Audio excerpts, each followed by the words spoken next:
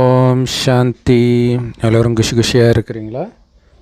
19/3/2025 சாக்கார முரளி பாப்தாதா சொல்கிறாங்க, இனிமையான குழந்தைகளே, இந்த பழைய உலகத்திலிருந்தும் பழைய உடம்புலேருந்தும் உயிரோடு இறந்து வீட்டுக்கு போகணும் அப்படின்னு அர்த்தம். உடம்பில் இருக்கும்போதே இறந்த நிலையிலே வாழ்ந்து போகணும். இந்த கலியுகத்துடைய உயிரோடு இருக்கியான்னு செக் பண்ணும். காமம், கோபம், பற்று, பேராசை, அகங்காரம் போன மாதிரி இருக்கணும்.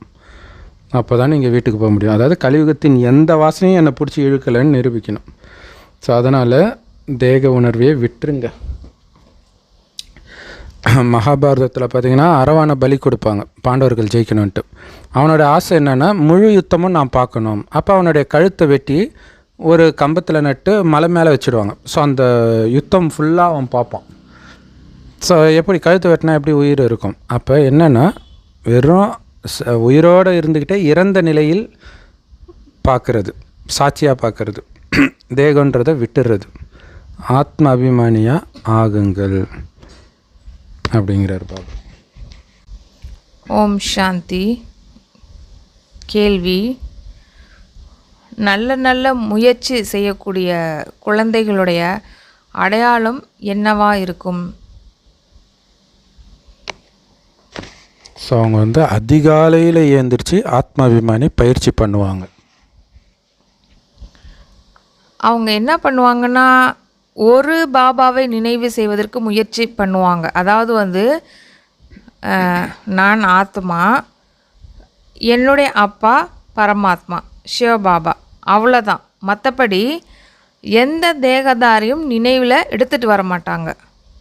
அந்த மாதிரி முயற்சி பண்ணிக்கிட்டே இருப்பாங்க. அவங்களுடைய லட்சியமே எந்த தேகதாரியும் நினைக்கக்கூடாது, ஒரு பாபாவை மட்டும் நினைக்கணும், சக்கரத்தை மட்டும் சுற்றணும் அப்படிங்கிறது தான். இது எவ்வளோ பெரிய அற்புதமான பாக்கியம் இல்லை? யாரையும் நினைக்கக்கூடாதுன்றதான் இங்கே முக்கியமான விஷயம். ஹடயோகிகள் கூட எந்த எண்ணமும் வராமல் இருக்கணும்னு நினைப்பாங்க. பட் எண்ணத்திற்கு காரணமே தேகத்தை பார்க்கறது தானே. ஸோ தேகத்தை பார்க்காம பாபாவை மட்டும் நினைப்பாங்க, சக்கரத்தை மட்டும் சுற்றிக்கிட்டு இருக்கணும். அதாவது உள்நோக்கு முகம், தன்னை பற்றிய சிந்தனை, தன்னுடைய இந்த 84 பிறவி சக்கரம் பற்றிய சிந்தனை. அதுலேயும் முக்கியமாக பார்த்தோம் அப்படின்னா, நம்ம யாரை நினைக்கிறோம்?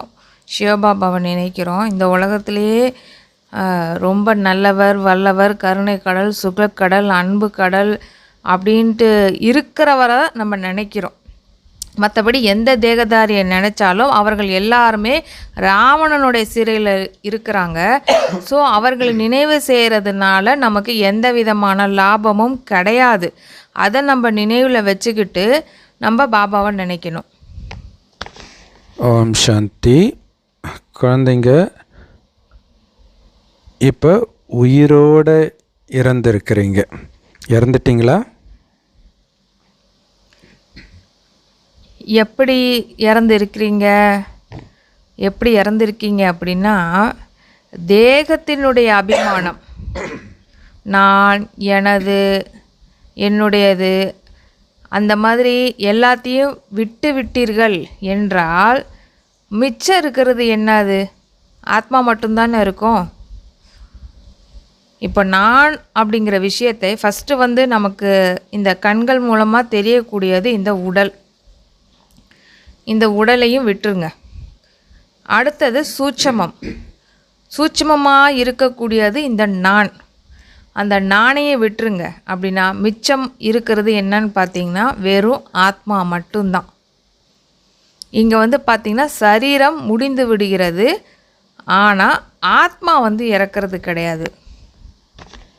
பாபா சொல்கிறாங்க, உயிரோடு இருந்துக்கிட்டு உங்களை ஆத்மான்னு உணர்ந்து பரமபிதா பரமாத்மாவோடு உங்களுடைய யோகம் இணைஞ்சு இருக்கணும். அப்போ தான் ஆத்மா தூய்மையாகும். இதுதான் பாபாவை நினைக்கிற சரியான முறை. உயிரோடு இருந்துக்கிட்டே உடலில் மறக்கிறது, உடல் இல்லாமல் வெறும் ஆத்மாவாக நினைக்கிறது. வெறும் ஒலியாக இருக்கிறேன், யாரை பார்த்தாலும் ஒலி பேசுது, ஒலி பார்க்குது, இப்படியே சிந்தனையில் இருக்கணும். பரமாத்மாவை நினைக்கணும். அப்போ தான் ஆத்மா தூய்மையாகும். தேகத்தை பார்த்தாலே ஆத்மா அழுக்காயிடும்.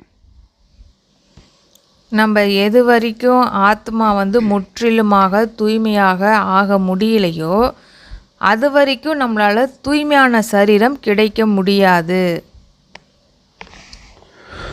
ஸோ ஆத்ம தூய்மை ஆயிடுச்சுன்னா தானாகவே இந்த பழைய உடம்பை விட்டுடும். எப்படி பாம்பு வந்து தோல் தானாக உரிச்சிடுது இல்லையா, அப்போ அந்த பற்றும் போயிடுது. அந்த மாதிரி தான் ஆத்ம தூய்மை ஆகிறதுனாலே தேக உணர்வை முற்றிலும் மறக்கிறதுன்னு அர்த்தம். தேக உணர்வு மறந்துட்டாலே ஆத்மா தூய்மை ஆகிடும்.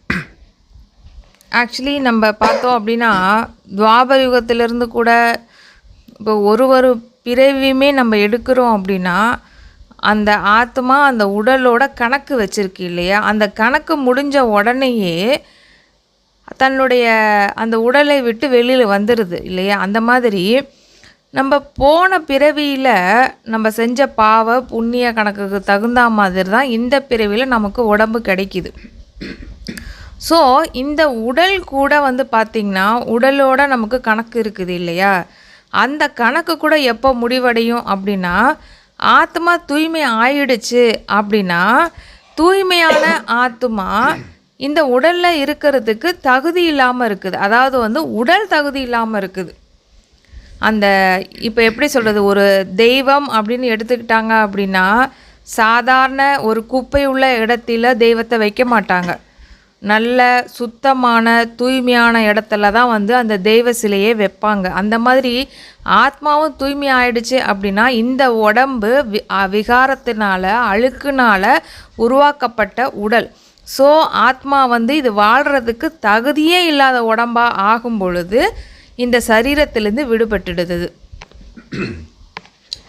ஸோ பாம்புக்கு தெரியும் தனக்கு புது தோல் வந்த உடனே பழைய தோல் விட்டுடுவோம் அப்படின்ட்டு. ஸோ அதே தான் பாபா சொல்கிறார். இது சமசூப்பரில், ஏன்னா உள்ளே வந்து தோல் வந்துட்டுருக்கும், வரும்போது தான் பழைய தோலை கழட்டும். அதே மாதிரி நம்ம இந்த தோல், அதாவது இந்த உடம்பை உடம்புலேருந்து வெளியில் வரும்னா ஆல்ரெடி அங்கே புது உடம்பு வேறு எங்கேயோ உருவாயிடுச்சின்னு அர்த்தம். இப்போ பயப்படுறதுக்கு எதுவுமே இல்லைல்ல. உறவுகள் கூட அப்படி தான் இல்லையா, ஒருத்தங்க இறக்குறாங்க அப்படின்னும் போது இன்னொரு உறவு இருக்கும் இல்லையா. அம்மா இறக்குறாங்க அப்படின்னும் போது மனைவி இருப்பாங்க, ஏதோ ஒன்று வந்துக்கிட்டே இருக்கும். ஸோ இதுதான் இயற்கை நீதி. இது குறிப்பாக உலக அழிவின் போது நம்ம பயப்படாமல் இருக்கிறதுக்கு இந்த நீதி தேவை. ஸோ அதுக்காக தான் மெயினாக இதை சொல்கிறாரு பாபா. அந்த மாதிரி பாம்பு வந்து தோலை உரிக்கும் பொழுது அப்போ அதுக்கு என்ன ஆகிடுது, அந்த தோல் மேலே இருக்கிற பற்று வந்து அதுக்கு வந்து போயிடுது. நமக்கு பழைய தோல் வந்து உறிஞ்சிடுச்சு, புதிய தோல் கிடைக்க போகுது அப்படின்ட்டு வந்து பாம்புக்கு தெரிஞ்சிருக்குது. அதனால அதை ஹாப்பியாக உரிச்சிட்டு போகுது. அதே மாதிரி தான் நமக்கும் கூட இப்போ பிரதர் சொன்ன மாதிரி இப்போ இந்த உடல் போனாலும் கூட புதிய உடம்பு சொர்க்கத்தில் ரெடி ஆகிட்டு இருக்குது. ஸோ அதனால் நம்ம வந்து ஜாலியாக இந்த விடலை வந்து விட்டுட்டு போகிறதுக்கு ஹாப்பியாக இருக்கணும், ஜாலியாக குஷியாக வந்து இந்த விடலை விடணும் அப்படின்ட்டு பாபா சொல்கிறாங்க. சூப்பர் சிஸ்டர், இதை நான் மறந்துட்டேன் இல்லையா. சொர்க்கத்தில் புது உடலே இருக்குது. நரகத்துலேயும் ஒரு உடம்பு இருக்கும் ஜென்ரலாக, ஆனால் புது உடம்பே அங்கே இருக்குது. எல்லாமே கிடைச்சிட போகுது. அப்போ எவ்வளோ ஆனந்தமாக இந்த சரீரத்தை விடணும். ஸோ ஒவ்வொரு குழந்தைங்களுக்கும் அவங்கவுங்களுடைய புத்தி இருக்குது இல்லை, வரிசை கிரமம் இருக்குது. எல்லோரும் ஒரே மாதிரி புரிஞ்சிக்க மாட்டாங்க.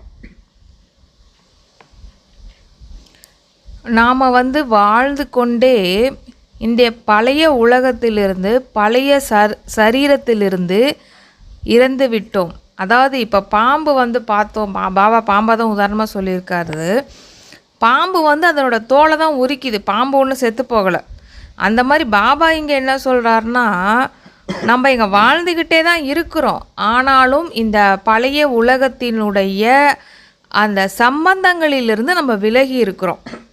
ஸோ அப்போ என்ன அர்த்தம், இந்த தேகம் சம்பந்தப்பட்ட விஷயங்கள்லேருந்து ஏற்கனவே நம்ம இறந்து விட்டோம் அப்படின்னு தான் அர்த்தம். பாபா அடிக்கடி சொல்கிற ஒரு விஷயம் என்னன்னு பார்த்தோம் அப்படின்னா, இவ்வளோ நாளைக்கு நீங்கள் ராவணனுடைய குழந்தையாக இருந்தீங்க, எப்போ நீங்கள் எனக்கு குழந்தையாக பிறந்தீங்களோ அப்போ என்ன ஆயிடுச்சு, ராவணன் உங்களுடைய பழைய ஜென்மத்தினுடைய அப்பா அம்மா, அதுதான் அர்த்தம். அப்போ திருப்பி நீங்கள் அங்கே போகிறீங்க அப்படின்னா அப்போ நீங்கள் எனக்கு குழந்தையாக பிறக்கலைன்னு தானே அர்த்தம். ஸோ இதெல்லாம் நம்ம யோசித்து பார்க்கணும். ஸோ இது ஒரு சூப்பரான விஷயம். ஏன்னா பாம்பு தோல் உரிக்கும்போது பார்த்திங்கன்னா அப்படி சர்ருன்னு உரிச்சிட்டு வந்துடாது, அது கொஞ்சம் கொஞ்சமாக லூஸ் ஆகி ஆகி ஆகி ஆகி வெளியில் வரும். அந்த மாதிரி தான் பாபா சொல்கிறார், இந்த உடல் உணர்வு அவ்வளோ லூஸாக இருக்கணுன்றார். இல்லை அப்படி அழகாக கட்டிட்டு டக்குன்னு வர மாதிரி இருக்கணும், டைட்டாக பிடிச்சிட்டு இருக்கக்கூடாது, அதான் பற்று பிடிச்சிட்டு இருக்கக்கூடாது அப்படின்னு பாபா சொல்கிறார். அதனால தான் பாபா வந்து ஒரு சில 2 நாளைக்கு முன்னாடி உள்ள முரளியில் தண்டனையிலிருந்து தப்பிக்கணும் அப்படின்னா நஷ்டமோக ஆகணும் அப்படின்ட்டு பாபா சொல்வார். அப்போது இங்கே தண்டனை அப்படின்னு சொல்கிறதே பற்று, காமம், பேராசை, அகங்காரம் தான். இந்த மோகம் தான் வந்து பார்த்திங்கன்னா உங்களுக்கு வந்து மனதில் நிறைய சுமையை கொடுக்குது. அப்போ இங்கே ட்ரெஸ்ஸை லூஸ் ஆக்கிறது அப்படின்னா என்ன அர்த்தம் அப்படின்னா ராவணனுடைய சிறையிலிருந்து ஃப்ரீயாக இருக்கிறது அப்படின்னு அர்த்தம் இங்கே. ஸோ பாபா கேட்குறாங்க, இந்த உடம்பை விட்ட பிறகு ஆத்மா எங்கே போகும்? உங்கள் வீட்டுக்கு போகும். முதல்ல நான் ஆத்மா, சரீரம் கிடையாது என்பதை உறுதியாக நினைவு செய்ய வேண்டும். இந்த ஒரு பாயிண்ட் இருக்குது இல்லைங்களா, இதை காலையிலேருந்து ஈவினிங் நைட்டு தூங்குற வரைக்கும் எத்தனை தடவை இந்த மாதிரி நீங்கள் நினச்சிருக்கீங்க அப்படிங்கிறத பாருங்கள். நான் ஆத்மா, இந்த உடல் மூலியமாக காரியம் பண்ணிகிட்ருக்கேன், இது என்னோடய உடல் கிடையாது. முதல் பாடமே இது தான், நான் ஆத்மா, சரீரம் கிடையாது அப்படிங்கிறது தான். இதை முதல்ல நம்ம உறுதியாக்கணும். அடிக்கடி நம்மளுடைய நினைவு என்ன வந்துடுது அப்படின்னா ஆத்மா அப்படிங்கிறத மறந்து நம்ம உடம்பு தான் எல்லாம் செய்யுது அப்படிங்கிற விஷயத்தை நம்ம எடுத்துகிட்டு வந்துடுறோம். ஆத்மா சொல்லுது, பாபா நான் உன்னுடையவன் ஆகிட்டேன், வாழ்ந்து கொண்டே இறந்து விட்டோம் அப்படின்னு ஆத்மா சொல்லுதான். ஸோ அதுதான் உன்னுடையவனானதுடைய உண்மையான அர்த்தம். இப்போ எனக்குன்னு எதுவும் கிடையாது இல்லை, பாபா என்ன சொல்கிறாரோ அதை அப்படியே செய்கிறது, அதுதான் உயிரோடு இருந்துக்கிட்டே வாழறது. சாரி, இறந்துக்கிட்டே வாழறது அல்லது உயிரோடு இறக்கிறது. ஸோ ஆத்மாக்களுக்கு இப்போ என்ன கட்டளை கொடுத்துருக்கிறார்? இப்போ பாபாவுடைய ஆகிட்டோன்னா என்ன அர்த்தம்? அவர் எஜமானன், நீங்கள் வேலைக்காரன். இப்போ எஜமானன் சொல்கிறத அப்படியே செய்யணும். எஜமானன் கட்டளை தான் இடுவார். என்ன கட்டளை இடுறாரு? உன் தந்தையாகிய என்னை நினைவு செய், தமோ பிரதானத்தை வந்து சதோ பிரதானம் ஆகி சதோ பிரதானமான உலகத்துக்கு போவேன் அப்படிங்கிறார். இந்த பயிற்சி தான் வந்து பார்த்திங்கன்னா நமக்கு எல்லாருக்குமே உறுதியாக இருக்கணும். பாபா நீங்கள் வந்துட்டீங்க அப்படிங்கிற போது நாங்கள் உங்களுடையவர்கள் தானே ஆவோம் அப்படின்னு ஆத்மா சொல்லுதான். உங்களுடையவர் மட்டுமே. ஆனது எது? ஆத்மா. அது ஆணும் கிடையாது, பெண்ணும் கிடையாது. அப்போ நீங்கள் பாபாவுடையவர் ஆகிட்டீங்கனாலே என்ன அர்த்தம்? உடம்பை விட்டு வெளில வந்துட்டீங்க. வெறும் ஆத்மா தான் பாபாவுடையவர் ஆக முடியும். செத்து தான் கடவுள்கிட்ட போக முடியும்னு சொல்லுவாங்களே. அப்போ வெறும் ஆத்மா தானே போகுது. அப்போ நான் ஆண் பெண்ணுன்ற உணர்வு இருந்தாலே நீங்கள் சாகலைன்னு அர்த்தம் இல்லையா? பாபா லிங்கமாக இருப்பார். தஞ்சாவூர் கோயிலில் பார்க்கலாம், பின்னாடி சுற்றி நிறைய லிங்கம் இருக்கும். அது எல்லாம் ஆத்மாக்களாகி நாம். ஸோ அந்த ஆத்மா ஆத்மா ஆத்மான்ற பாடம் தான் ரொம்ப ரொம்ப முக்கியமான விஷயமே. எப்போதுமே நாம் சகோதர சகோதரர்கள் என்று அப்படி தானே சொல்கிறோம். நாங்கள் அனைவருமே சகோதரிகள், அனைவரும் குழந்தைகள் அப்படி சொல்கிறாங்க. ஸோ நாங்கள் எல்லோரும் சகோதரிகள்னு யாரும் சொல்கிறது கிடையாது இல்லையா? உலகம் ஃபுல்லாக இந்து முஸ்லீம் பாய் பாயின்னுவாங்க, இந்தியா சைனா பாய் பாயின்னுவாங்களே தவிர இந்தியா சைனா சிஸ்டர் சிஸ்டர்னு சொல்கிறது கிடையாது இயல்பாகவே. அப்படின்னா என்ன அர்த்தம்? நீங்கள் எல்லோரும் கடவுளுடைய குழந்தைகள், ஆத்மாக்கள். ஆனால் தெரியாமலே அதை கரெக்டாக நம்ம சொல்கிறோம். எல்லாருமே சகோதரர்களாக இருக்கிறதுனால தான் இப்போ சாகாரத்தில் லௌகிக்கத்தில் கூட ஆணுக்கு பெண் அந்த ஆஸ்தி கிடைக்கணும் அப்படின்னு போராடிட்டுருக்குறாங்க இன்னைய வரைக்கும் கூட. ஏன் அப்படின்னா எல்லாருக்குமே தெரியும், உடல் வந்து வேற வேறையாக இருந்தாலும் கூட அந்த ஆத்மாவோட இயற்கை குணம் அது சகோதரனாக தான் இருக்குது. ஸோ மகனுக்கு தான் ஆஸ்தி கிடைக்கும். இதுக்கு முன்னாடிலாம், இப்போ சம உரிமை வந்துடுச்சு. உங்களை வந்து மகள்னு சொன்னீங்கன்னா எப்படி உங்களுக்கு ஆஸ்தி கிடைக்கும்? ஸோ அனைத்து ஆத்மாக்களும் சகோதரர்கள் அப்படின்னா இதில் இன்னும் ஒளிஞ்சிருக்கிற விஷயம் என்னென்னா, அந்த பெண் அப்படிங்கிற உணர்வு மெயினாக அதை ஏன் சொல்கிறாரு, ஏன் பாய்ன்னு சொல்கிறாருன்னா, பெரும்பான்மையான பிரம்மகுமாரிகள் பெண்கள், பேரே பிரம்மகுமாரி தானே சொல்கிறோம். அப்போ பெரும்பான்மையானவர்களுக்காக சொல்கிறார், அந்த உடல் உணர்வை மறக்கணுன்றதுக்காக சொல்கிறார். ஆண்னு புரிஞ்சுக்கோங்க. அதே மாதிரி ஆண்கள் கிட்ட என்ன சொல்லுவார்னா, நீங்கள் கடவுளுடைய மனைவின்னு நினைத்தால் மட்டுமே உங்களால் காமத்தை வெல்ல முடியுன்றார். அப்படின்னு என்ன அர்த்தம்? நீங்கள் ஆணுன்றதே மறக்கணும், அந்த ஒளிப்புள்ளியோடைய மனைவி நான் அப்படின்னு நினைத்தால். ஸோ அது என்னென்னா, அதுக்கு நேரெதிராக ஆப்போசிட்டாக நினச்சி அதிலிருந்து வெளியில் வர சொல்கிறார். பாபா சொல்கிறாங்க, ஆன்மீக குழந்தைகளே, எப்படி சொல்கிறாங்க பாருங்கள், ஆன்மீக குழந்தைகளை என்னை நினைவு செய்யுங்கள். இங்கே ஆன்மீகம் அப்படின்ட்டு சொன்னாலே அது ஆத்மா தான். ஆத்மாவுடைய சொந்தக்காரர் நம்முடைய அப்பா தான். அப்படிப்பட்ட அப்பாவை நினைவு செய்யுங்கள் என்று அப்பா எல்லாத்துக்குமே சொல்லிகிட்டு இருக்கிறாரு. ஆத்மாக்களோ ரொம்ப ரொம்ப சின்ன ஒளிப்புள்ளி. ஸோ இந்த ஆழமான விஷயங்களை நீங்கள் புரிஞ்சுக்கணும். இப்போ பார்த்திங்கன்னா ஆத்மா சின்ன புள்ளியாக இருக்குது. இந்த ஒரு பிறவியினுடைய நடிப்பினுடைய பாகம் எல்லாமே ரெக்கார்ட் ஆகிருக்குது. அது திரும்பவும் நடக்குது. அது மட்டும் இல்லாமல் 84 பிறவிகளுடைய சக்கரத்தினுடைய நடிப்பும் ஒரு செகண்டும் ரெக்கார்டு வந்து ஆயிருக்குது. இப்போது ஒரு சின்ன சிப்பில் இதை ரெக்கார்ட் பண்ணணும் அப்படின்னாலும் கூட ஒரு என்ன சொல்கிறது, ஒரு பிஞ்ச் அளவுக்காவது அந்த மெமரி கார்டு தேவைப்படுது. ஆனால் இந்த ஆத்மா சூட்சமத்திலும் சூட்சமமானது கண்ணுக்கே தெரியாது. பாபா சொல்கிறாரு, அந்த மைக்ரோஸ்கோப் ஏதோ ஒன்று சொல்லுவாங்க இல்லையா, அதை வச்சு பார்த்தாலும் கூட உங்களுக்கு வந்து தெரியவே தெரியாது அப்படின்னு சொல்கிறாரு. அப்படிப்பட்ட ஆத்மாக்குள்ளார இவ்வளவு அற்புதமான விஷயங்கள், ஆழமான விஷயங்கள்லாம் ஒளிஞ்சிக்கிட்டு இருக்குது. இது குழந்தைகளுக்கு நினைவில் நிற்பதே கிடையாது.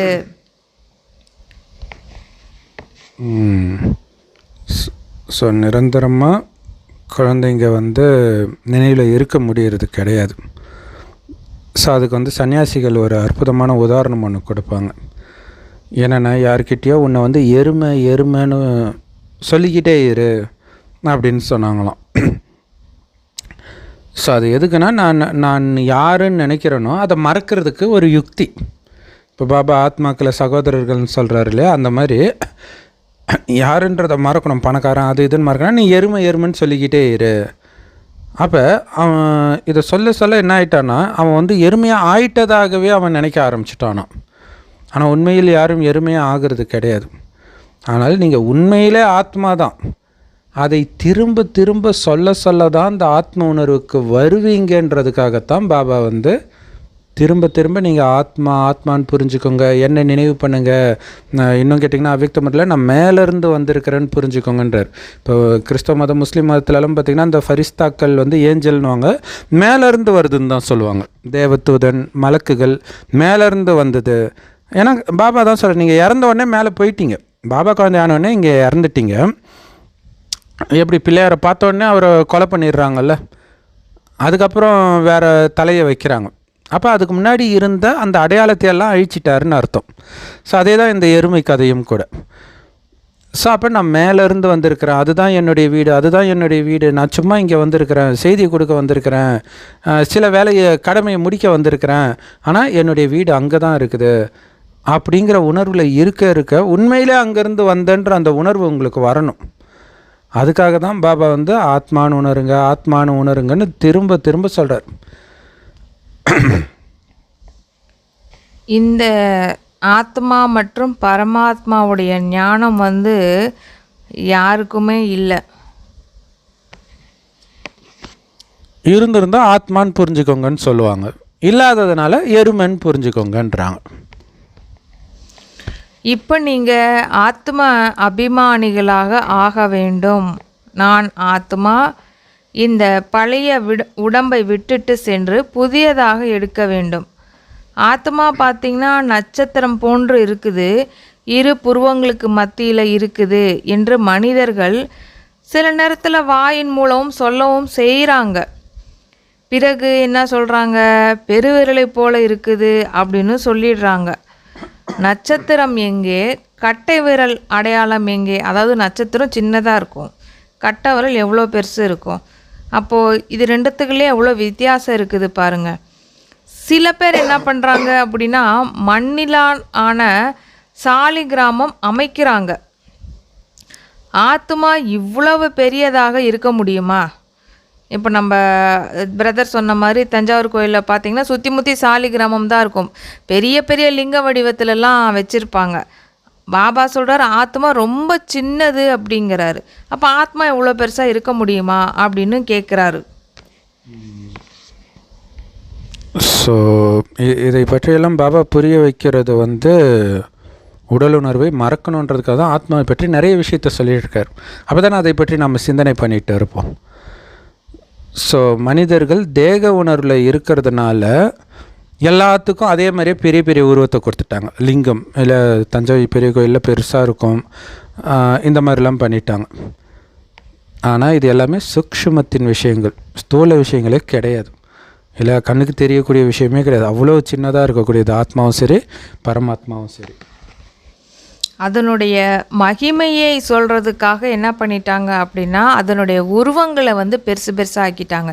இப்போ நம்ம ரீசெண்டாக திருவள்ளுவர் சிலை பார்த்தோம் அப்படின்னா அவர் எழுதின திருக்குறளுக்கு தகுந்த மாதிரியே அத்தனை அடி சிலை வச்சுருக்காங்க. உண்மையிலே திருவள்ளுவர்னா அவ்வளோ அடியிலேயே இருக்கிறாரு கிடையாது. அந்த மாதிரி தான் பாபாவும் ஒரு சில உதாரணங்களை நமக்கு சொல்கிறாங்க.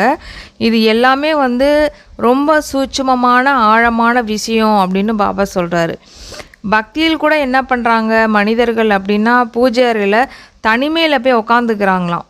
அப்போது நீங்களும் என்ன பண்ணலாம் அப்படின்னா இல்லறத்தில் இருந்தாலும் கூட பரவாயில்ல, தொழில் போன்றவை அப்படி செஞ்சுக்கிட்டு இருந்தாலும் பரவாயில்ல, புத்தியில் நான் ஆத்மா என்பதை உறுதியாக்கிக்கிட்டே போங்க அப்படின்னு சொல்கிறாங்க. இப்போ நம்ம இல்லறத்தில் இருந்தாலும் சரி வேலைக்கு போகிறதா இருந்தாலும் சரி நமக்கு தெரியுது இல்லையா, என்னோடய பேர் இது, நான் இன்னார் வீட்டை சேர்ந்தவன், என்னோடய அப்பா என்னோடய அம்மா, நான் இந்த ஊர்லேருந்து வந்திருக்கிறேன், இப்போ இங்கே போகிறேன் அப்படிங்கிறது தூக்கத்தில் எழுப்பி கேட்டால் கூட நம்ம சொல்கிறோம். அந்த மாதிரி பாபா என்ன சொல்கிறார், அடிக்கடி புத்தியில் நான் ஆத்மா, நான் பரந்தாமவாசி அப்படிங்கிறத அடிக்கடி ஞாபகப்படுத்திக்கிட்டே இருங்க அப்படிங்கிறது நினைவூட்டுறாரு. ஸோ இது ஒரு சூப்பரான பாயிண்ட்டு. இப்போ தான் பாபா சொல்லும்போது தான் யோசிக்கிறோம், ஆமாம் எவ்வளோ பெரிய வீடாக இருந்தாலும் சாமி ரூம் ரொம்ப ரொம்ப சின்னதாக தான் இருக்கும். ஒருத்தர் தான் அதில் உட்கார முடியும், 2 பேர் கூட உட்கார முடியாது, அந்த மாதிரி சின்னதாக தான் கட்டுவாங்க. நல்ல பெரிய பெரிய பணக்காரங்க வீட்டில் கூட சிஎம் ஸ்டாலின் வீட்லேயுமே அது பார்த்திங்கன்னா சின்னதாக தான் இருக்குது. அனிதா புஷ்பவனம் குப்புசாமி அவங்க பூஜை அறை காட்டும்போதும் சின்னதாக தான் இருக்குது, வீடு பெருசாக இருக்கும். ஏன் சின்னதாக கட்டியிருக்கிறாங்க? பாபா தான் சொல்கிறார், ஒரு சின்ன மூலையில் உட்காந்துக்கிட்டு தான் தனிமையில் அவங்க பக்தி பண்ணுவாங்க. ஏன்னா அங்கே தனிமை தான் வேணும், எல்லோரும் கும்பலாக இருந்து கூத்தடிக்கிறதுக்காக பூஜை ரூமு. அதே மாதிரி பாபா சொல்கிறாரு, உங்கள் பூர்வ மத்தின்ற ஒரு கொகை இருக்குது பார்த்தீங்களா, அங்கே உட்காந்துக்கிட்டே எல்லா காரியத்தையும் செய்யுங்க. அதாவது அங்கே இருக்கிறன்ற உணர்வில் மைண்டுக்குள்ளே அது ஓடிக்கிட்டே இருக்கட்டும். பக்தி சின்ன ரூமில் பண்ணாங்க, ஞானம் சின்ன கொகையில் இருந்துட்டு உங்களுடைய கவனம் அங்கேயே இருந்துக்கிட்டு எல்லா காரியத்தையும் பண்ணுங்க, நான் ஆத்மான்னு உணர்ந்து. செம super point. Love you Baba. அப்படியே பண்ணும் பொழுது உள்நோக்கு முகமாகி நாம் யார் அப்படின்னு சிந்தனை பண்ணலாம், பரமாத்மா யார் அப்படிங்கிறத சிந்தனை பண்ணலாம், சக்கரத்தை ஒரு சுற்றலாம். இதுதான் பாபா முயற்சி, இந்த மாதிரி சிந்தனையும் முயற்சியும் தான் பாபா பண்ணிக்கிட்டே இருக்கவும் சொல்கிறாரு.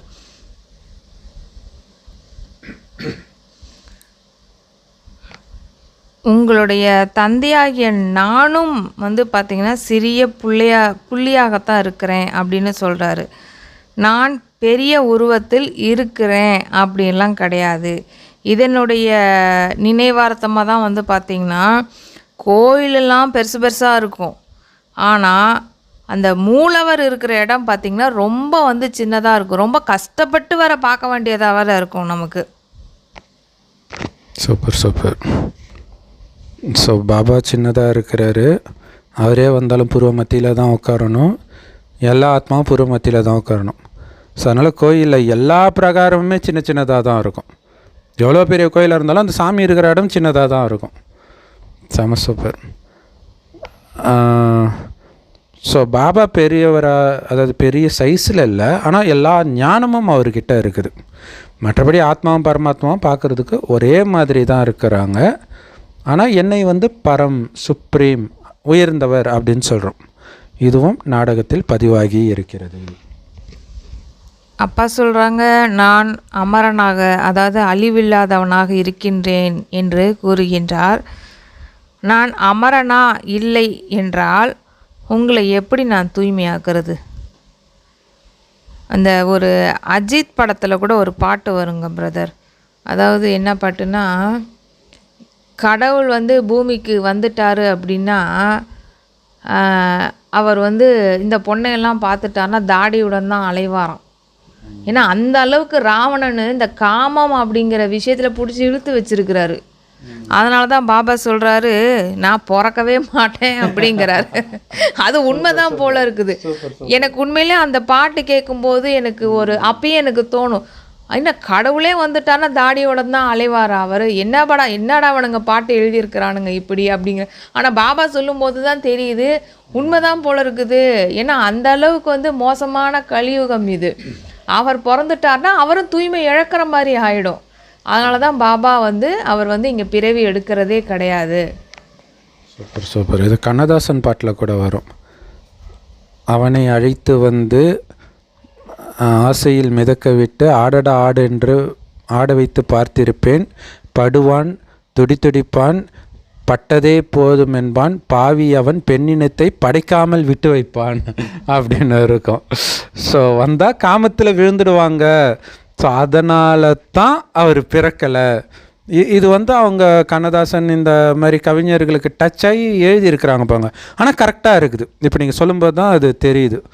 சூப்பர். அதை தான் பாபா சொல்கிறார், நானும் உங்களை மாதிரி அழியக்கூடிய உடம்புல வந்துட்டேன்னா நானே அழுக்காயிடுவேனே, அப்புறம் உங்களை யார் தூய்மையாக்குறதுன்னு கேட்குறாரு.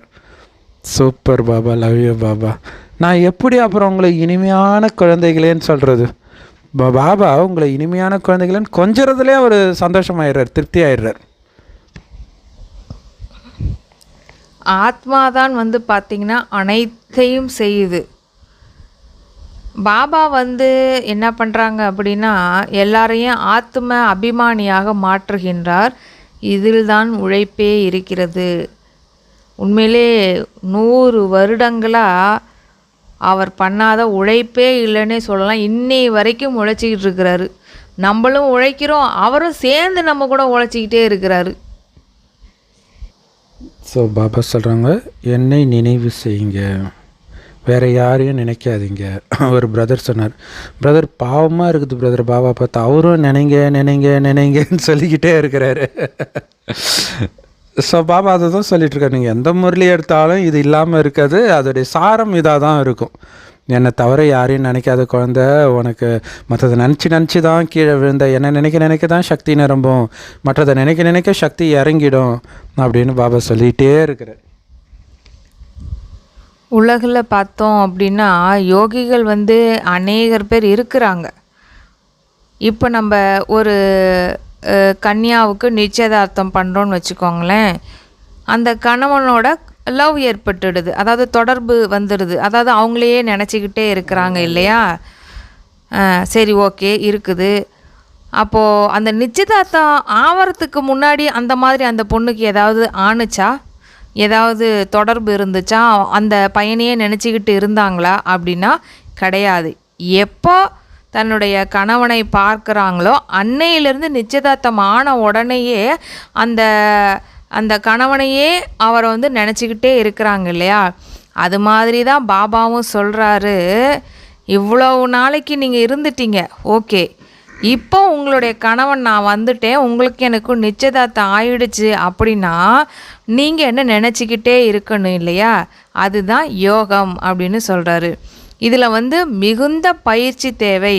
அப்போ நல்லா யோசிச்சுக்கோங்க, நம்மளுக்கு நிச்சயதார்த்தம் ஆயிடுச்சு பாபா கூட, இப்போ நம்ம உலகியல் விஷயத்தில் ஒருத்தவங்களுக்கு இன்னொருத்தரோட நிச்சயதார்த்தம் ஆயிடுச்சுன்னா அந்த நிச்சயதார்த்த பொண்ணு வேறு ஒரு ஆணையோ இல்லை வேறு யாரையோ நினச்சிக்கிட்டு இருந்தால் எவ்வளோ கேவலமாக பேசுவோம் அப்படிங்கிறது நமக்கே தெரியும் இல்லையா?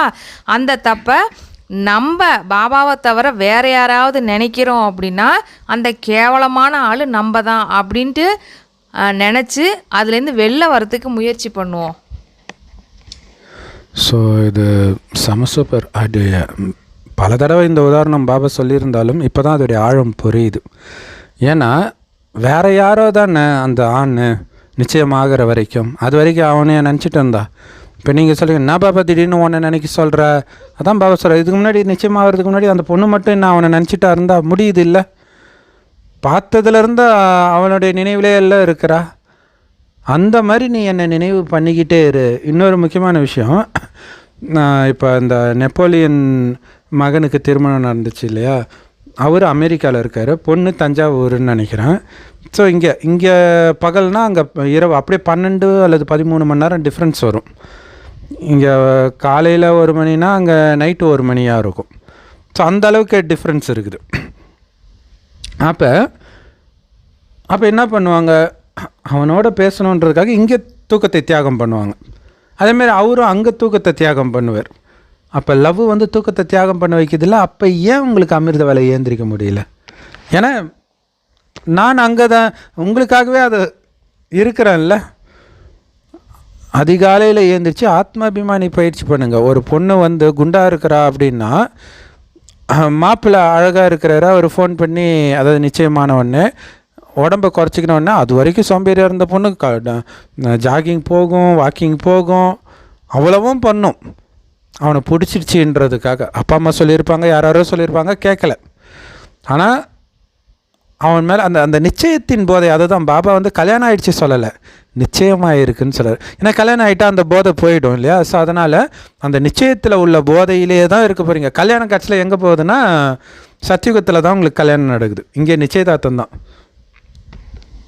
இது வந்து பார்த்திங்கன்னா ஒரு படத்தில் ஒரு பாட்டு வரும் பிரதர், மம்முட்டியும் பானுப்பிரியான்னு நினைக்கிறேன், விடிய விடிய ஃபோன் பேசிக்கிட்டே இருப்பாங்க. அந்த மாதிரி விடிய பேச முடியலனாலும் அந்த மாதிரி அந்த காதல் போதை அப்படிங்கிற மாதிரி அந்த ஆத்மீக உணர்வில் இருந்து பாபாவை நினைக்கணும், அந்த அளவுக்கு போதையோடு இருக்கணும் அப்படின்ட்டு பாபா சொல்கிறாரு. அப்புறம் பக்தியில் கூட என்ன பண்ணுறாங்க அப்படின்னா, காலையில் எந்திரிப்பாங்க, அவங்களுடைய இஷ்ட தேவதைகளை நினைவு செய்கிறாங்க. ஹனுமாருக்கும் கூட எவ்வளோ பூஜை நடக்குது, ஆனால் அவங்கள பற்றி எதுவுமே தெரியல. பாபா வந்து இப்போ தான் புரிய வச்சிட்ருக்கிறாரு ஒவ்வொருத்தரவங்களை பற்றியும். ஏன் இந்த மாதிரி பண்ணிகிட்ருக்காங்க, ஏன் பூஜை பண்ணுறாங்க, அதுவும் ஹனுமர் இந்த மாதிரி நிறைய அதாவது எப்படி சொல்கிறது, இந்த ஹனுமர், விநாயகர் அந்த மாதிரி வந்து விதவிதமான விலங்குகளை கொண்ட தேவதைகளை கூட நம்ம வணங்குறோம் இல்லையா? அதெல்லாம் எதுக்காக பண்ணிகிட்ருக்குறாங்க அப்படிங்கிறதெல்லாம் விளக்கமாக இப்போ தான் நமக்கு வந்து புரிய வைக்கிறாரு. இதை வைத்து மற்ற மதத்தினர் கிண்டல் கூட பண்ணுவாங்க, ஆனாலும் பாபா நம்மளுக்கு புரிய வைக்கிறாரு. என்ன புரிய வைக்கிறாரு? ஏன்னா உங்கள் புத்தி குரங்கு மாதிரி ஆயிடுச்சு, அதனால தான் விலங்குகளை குரங்கெல்லாம் நீங்கள் பூஜை பண்ணிகிட்டு இருக்கிறீங்க அப்படின்னு பாபா சொல்கிறார். இப்போ குரங்குலேருந்து தேவதையாகணும். அப்போ குரங்குலேருந்து தேவதை ஆனவர்களுடைய நினைவு தான் ஆஞ்சநேயர். இப்பொழுது இது வந்து தூய்மை இல்லாத தமோ பிரதானமான உலகமாக இருக்குது. இப்போ நீங்கள் என்ன பண்ணணும், எல்லையற்ற தந்தையிடம் நீங்கள் வந்திருக்கீங்க இல்லையா? நான் வந்து பார்த்தீங்க அப்படின்னா, அதாவது பாபா சொல்கிறாரு, புனர்ஜென்மம் அற்றவனாக இருக்கிறேன். எனக்கு வந்து மறுபிறவியெல்லாம் கிடையாது. உங்களுக்கு தான் மறுபிறவியெல்லாம் இருக்குது, எனக்கு புனர்ஜென்மம் அப்படிலாம் எதுவுமே கிடையாது. இந்த சரீரம், அதாவது பிரம்ம பாபாவோட சரீரம் வந்து இது வந்து தாதாவினுடையதாகும். எனக்கு சரீரத்தினுடைய பெயர் அப்படின்னு எதுவுமே இல்லை. இப்போ நம்மலாம் பிறக்கிறோம் அப்படின்னா நம்மளுக்கெல்லாம் ஒரு பேர் வச்சுருக்காங்க இல்லையா? அந்த மாதிரி பாபா தனியாக பிறக்காததுனால, அவருக்குன்னு ஒரு தனியாக ஒரு உடல் இல்லாததுனால அவருக்குன்னு எந்த பேருமே வைக்கலை அப்படிங்கிறாரு, இல்லை அப்படின்னு சொல்கிறாரு. அப்படிப்பட்டவர் என்னுடைய பெயர் என்னவா இருக்குது அப்படின்னா நன்மை செய்யக்கூடிய சிவன் அப்படிங்கிறது தான் அப்படின்னு சொல்கிறாரு. சூப்பர். கல்யாண்காரி சிவன். எப்போ? உடம்புக்கு கிடையாது, ஆத்மாவுக்கே பேர். ஏன்னா வெறும் ஆத்மாவாகவே வந்து காரியம் செஞ்சிட்டு இருக்கிறார். மற்றவர்கள் உடலாக வந்து காரியம் செய்கிறாங்க. ஸோ நன்மை செய்யக்கூடிய அந்த சிவபாபா என்ன நன்மை செய்கிறாரு? நரகத்தை சொர்க்கமாக்குறார். எவ்வளோ பெரிய நன்மை! நரகன்றது துக்கம் நிரம்பிய முள்ளு காடு, சொர்க்கன்றது சுகம் நிரம்பிய மலர் தோட்டம். அப்படியே நரகத்தை முற்றிலுமாக அழிக்கிறார். பிரம்மா மூலமாக புத்தம் புதிய அந்த சொர்க்கத்தை ஸ்தாபனை பண்ணுறார். இப்போது நம்ம கூட வந்து பார்த்தோம் அப்படின்னா, இந்த பிண்ட உடல், அதாவது வளர்கிறோம் அப்படின்னா, சின்ன குழந்தையா இருக்கிறோம், நடக்கிறோம், தவழ்கிறோம், நிறைய விஷயங்களை கற்றுக்குறோம். அதுக்கப்புறமேல ஸ்கூலுக்கு போகிறோம், அதுக்கப்புறம் கல்யாணம், காட்சி, தாத்தா பாட்டி ஆகிறது, இப்படியெல்லாம் நடக்குது. ஆனால் பாபாவுக்கு பாருங்கள், அவருக்கு பேர் இல்லைனாலும் அவருக்கு ஒரு பேர் வச்சுருக்குறோம். என்னன்னா, அவர் வர்றதே நன்மை செய்கிறதுக்காக மட்டும்தான். நம்ம கூட எதுக்கு பிறந்திருக்கோன்னு கூட தெரியாது. ஆனால் நம்ம பிறந்திருக்கிறது நம்மளோட சுயநலத்துக்காக அப்படின்னே கூட வச்சுக்கலாம். நம்ம ஒன்றும் மற்றவங்களுக்காக செய்ய போகிறதும், நிறைய பேர்த்துக்கு 4 பேர்த்துக்கு நல்லது செய்ய போகிறோம் அப்படின்ட்டு ஒன்றும் நம்ம அப்படிப்பட்ட எய்மோடு நம்ம ஒன்றும் பிறக்கலை நம்ம.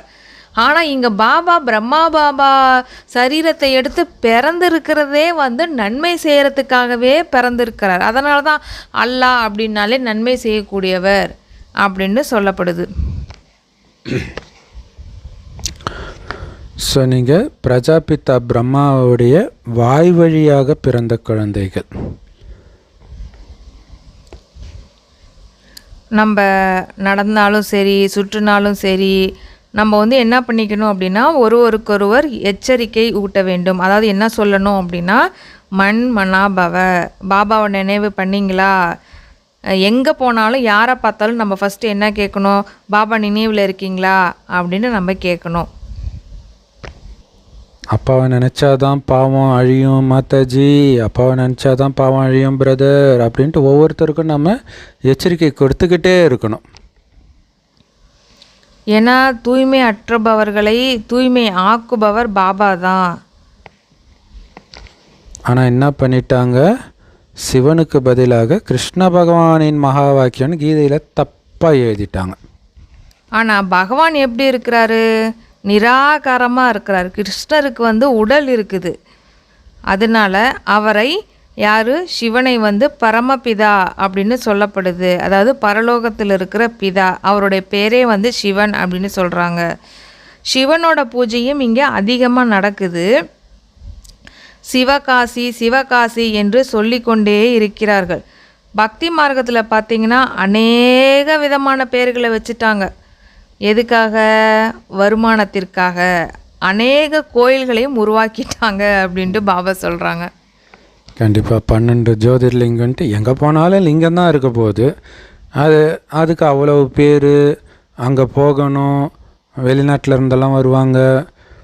ஸோ இதெல்லாமே என்னென்னா அரசாங்கத்துக்கு வியாபாரம். இப்போ மகா கும்ப மேளாவில் பாருங்கள், எத்தனையோ கோடி சம்பாதிச்சாங்க, எத்தனை பேர் இறந்தாங்க. அப்பயும் அதை நிறுத்தலை பாருங்கள், அது தொடர்ந்து நடந்துக்கிட்டே இருக்குது. ஏன்னா அங்கே வருமானம். அவருடைய ஒரிஜினல் பேர் ஒன்று தான், சிவன் மட்டும்தான். அவருக்கு உண்மையிலே ஒரு பேர் தான். ஏன்னா பல பேர் இருந்தால் பல பிறவி எடுத்த மாதிரி கணக்காகிடும். ஆனால் மனிதர்கள் அவருக்கு சோமநாதர்னு பேர் வச்சுருக்கிறாங்க. ஸோ அது காரண பேர். ஏன்னா அமிர்தம், சோமரசன்றது அமிர்தம். ஸோ அமிர்தத்தை கொடுப்பவர், அமிர்தத்தின் தலைவன்றதுனால சோமநாத். ஸோ இது ஞான அமிர்தம். அவங்க ஸ்தூலமாக ஏதோ அமிர்தத்தை குடிக்க கொடுத்தாருப்பில் இருக்குது அப்படின்ட்டு சோமநாதர்னு பேர் வச்சுட்டாங்க. இப்போ நம்ம பழைய இந்த தமிழ் நூல்களெல்லாம் படிக்கும்போது இருக்கும், பாரதியார் வந்து இப்படி பேர் வச்சுக்கிட்டாங்க, அவருடைய விருப்பத்தினால் வச்சுக்கிட்டாங்க. அப்புறமேல வந்து கருணாநிதி அவர்கள் வந்து அவர் என்னென்ன நல்லது பண்ணாரோ அதுக்கு தகுந்த மாதிரி வச்சுக்கிட்டாங்க. முதல்வர் வந்து பார்த்திங்க, தமிழக முதல்வர் அம்மா, அவங்க வந்து பார்த்திங்கன்னா அவங்க என்னென்ன நல்லது பண்ணாங்களோ அது தகுந்த மாதிரி வச்சுக்கிட்டாங்க அப்படின்னு. அந்த மாதிரி சிவனுக்கு பார்த்திங்கன்னா ஏகப்பட்ட பேர்கள். அப்போ அவ்வளவு ஒரு பெரிய பெரிய காரியங்களை பண்ணதுனால தான் அவருக்கு வந்து உருவம் ஒன்றாக இருந்தாலும் கூட அத்தனை விதமான நன்மைகளை அவர் செஞ்சிருக்கார். ஆனால் எல்லா நன்மையும் எதன் மூலமாக செஞ்சார்? ஞான செல்வத்தை கொடுப்பதன் மூலமாகத்தான் செஞ்சார்.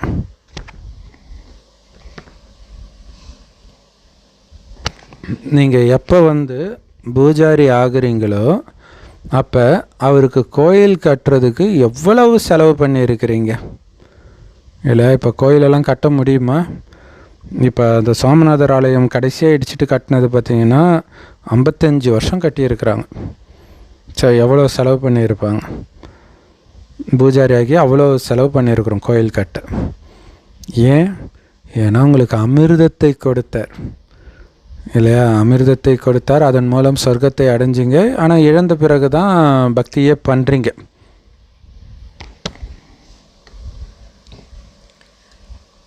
சோமநாதரின் கூடவே பார்த்திங்கன்னா சோமநாதனியும் இருப்பார். அதாவது எப்படி ராஜா ராணியோ அப்படி பிரஜைகள் அனைவரும் சோமநாதர் மற்றும் சோமநாதனிகளாவர். Super super super. So Somanathar Baba இல்லையா? அமிர்தத்தை கொடுப்பவர். யார் மூலமாக கொடுக்குறாரு? பிரம்ம பாபா மூலமாக. ஸோ சோமநாதனின்றது பிரம்மாவைத்தான் குறிக்கும். ஸோ இதன் மூலமாக உருவாகக்கூடியவர்கள் ராஜாவாக, ராணியாக, பிரஜைகளாக இருக்கிறாங்க. ஸோ அவர்களும் சோமநாதர் சோமநாதனிகள்னு சொல்லலாம். ஸோ நீங்கள் அப்போ பாருங்க, பாபா தன்னுடைய மகிமையெல்லாம் குழந்தைங்களுக்கு கொடுக்குறாரு. அதுதான் இங்கே முக்கியமான விஷயம். இது உண்மையிலே பாபாவுடைய மகிமை தான். ஆனால் நீங்கள் எல்லோருமே சோமநாதர் மற்றும் சோமநாதனிகள். நீங்கள் எல்லோரும் அந்த தங்க உலகத்திற்கு போக போகிறீங்க. அங்கே தங்க செங்கல் இருக்கும். செங்கல் கூட தங்கத்தில் இருக்கும். இல்லைன்னா எப்படி அங்கே சுவர் கட்டுவீங்க? தங்கத்திலேயே செங்கல். நம்ம கற்பனைக்கே எட்டாமல் இருக்குது இல்லை? நம்ம பிரம்மாண்டமாக வியந்ததெல்லாம் கோயில் பார்த்திங்கன்னா அப்படியே பெரிய பெரிய பாறையிலே கட்டியிருப்பாங்க. எப்படிரா ஒரு சிமெண்ட்டு கூட இல்லை, எப்படி நிற்கிதுன்னே தெரில. ஆனால் அந்த தங்கம் எப்படி கட்டியிருப்பாங்கன்றது நம்ம கற்பனைக்கே இப்போ எட்டாமல் இருக்குது. தங்கம் கண்டிப்பாக சிமெண்ட் போட மாட்டாங்க. ஸோ எப்படி கட்டுவாங்கன்னு தெரியல. ஆனால் ஆச்சரியமாக இருக்குது. இது நிறைய பேர் வந்து என்ன கேட்பாங்க அப்படின்னா, இங்கே நீங்கள் பேராசைப்படக்கூடாதுன்னு சொல்கிறீங்க, சொர்க்கத்தில் மட்டும் பேராசைப்படலாமா? அங்கே தங்கம் இருக்குதுங்கிறீங்க, வைரம் இருக்குதுங்கிறீங்க. ஆமாங்க, கரெக்டு தாங்க. அது வந்து தானாக கிடக்குது. இங்கே நீங்கள் போய் எடுத்துக்கிட்டு இருக்கிறீங்க. எடுக்கிறதுக்கும் தானாக கிடைக்கிறதுக்கும் வித்தியாசம் இருக்குது. இப்போ ஒரு இடத்துல வந்து நெற்குவியல் குவிஞ்சு கிடக்குது அப்படின்னா நம்ம எடுத்து சாப்பிட தான் செய்வோம். முடிஞ்ச அளவுக்கு எல்லாத்துக்கும் கொடுக்க தான் செய்வோம். இப்போ நம்ம நம்மளுக்கு சாப்பிட்றதுக்கு சாப்பாடே இல்லை அப்படின்னா ஒருத்தனை வீட்டை புகுந்து கொள்ளை அடித்து அதுக்கப்புறம் அதை விற்று சாப்பிட்ற மாதிரி நிலமை இங்கே இருக்குது. அப்போ இங்கே இருக்கிற பேராசைக்கும் அங்கே கிடைக்கக்கூடிய தங்கத்துக்கும் வித்தியாசம் இருக்குது. அங்கே கொட்டி கொட்டி கிடக்குது. அதனால தான் தங்கத்தில் அங்கே வந்து என்ன பண்ணுறதுன்னு தெரியல. தங்கத்திலே வீடு கட்டுறாங்க. அனாமத்தான் இருக்குது தங்கம். இது கரெக்டான பாயிண்ட் சிஸ்டர். ஏன்னா இங்கே வந்து பெரிய பெரிய பணக்காரர்கள் எப்படி பணக்காரர் ஆகிறது? ஏன் ஆகணும்? உனக்கு தேவையான அளவுக்கு ஓகே, நீ உன்னால் அனுபவிக்கவே முடியாத அளவுக்கு நீ சம்பாதிச்சு என்ன பண்ண போகிற? அவனுக்கு சம்பாதிக்கிறது அது ஒரு போதைன்றாங்க இல்லையா? அங்கே ஆல்ரெடி இருக்கும், இருக்கிறத எடுத்து நீங்கள் செலவு பண்ணுவீங்க. அதுக்கு நம்ம தகுதிப்படுத்துகிறார். So super. ஏன்னா நீங்களாக சம்பாதிக்கணும் போது நீங்கள் பார்க்கலாம் பெரிய பெரிய தொழிலதிபர்கள்லாம் அவர்களால் அனைத்து தொழில்களும் முடங்கிடுது. ஏன்னா எல்லாமே கார்ப்பரேட் நிறுவனம் ஆயிடுச்சு. மளிகை கடையெல்லாம் உட்காந்துச்சு. எல்லாமே ஆர்டர் போடுறாங்க, ஆன்லைன்லேயே வந்துடுது. இல்லை பெரிய பெரிய மாலுக்கு போகிறாங்க. சின்ன கடையில் வந்து ரேட்டும் அதிகம். அப்போ இங்கே நீங்கள் பணக்காரனாக ஆகிறதுனால மற்றவர்கள் வயிற்றில் அடிக்கிறீங்க. சொர்க்கத்தில் பணக்காரனாக இருக்கிறதுனால யாருடைய வயிற்றுலையும் அடிக்க மாட்டாங்க. ஸோ வித்தியாசம் இருக்குது பாருங்கள். அதுலேயும் குறிப்பாக முக்கியமாக பார்த்தோம் அப்படின்னா, இங்கே ஒருத்தர் பணக்காரனாக ஓடணும் அப்படின்னா 24 மணி நேரமும் உழைப்பான். அந்த 24 மணி நேரத்தில் அவனோட உடல் போகுது, அவனோட ஃபேமிலியோட சந்தோஷம் போகுது, நிறைய விஷயங்களை அவன் இழக்கிறான். எல்லாத்தையும் இழந்துட்டு தான் அந்த பணத்தை நோக்கி ஓடுறான். ஏதாவது ஒரு விஷயத்தை தான் அவனால் அடைய முடியுது. ஆனால் பாபா பாருங்கள், செல்வம், ஆரோக்கியம், சுகம், அமைதி, நல்ல உறவு, இயற்கை கூட நமக்கு தீங்கிழைக்கல, அந்த மாதிரியான சொர்க்கத்தை நமக்கு கொடுக்குறாரு. அதனால தான் பாபா சொல்கிறாரு, இதெல்லாம் ஒரு உலக அதிசயமாக கலியுகத்தில் இருக்கிறது, அதுதான் உலக அதிசயம். எல்லாமே கிடைக்கிது. இப்போ பாருங்கள், பணக்காரவனாக இருக்கிறவன் நல்ல பணம் சம்பாதிச்ச பிறகு எனக்கு அமைதி இல்லைங்கிறான். ஏழையாக இருக்கிறவன் என்ன சொல்கிறான், எனக்கு பணம் இல்லை அதனால் அமைதி இல்லைங்கிறான். மொத்தத்தில் அமைதிங்கிறது இல்லை, சுகமுங்கிறது இங்கே எதுவுமே இல்லை. ஆனால் அங்கே எல்லாமே இருக்குது இல்லை, அதுதான் அதிசயம்.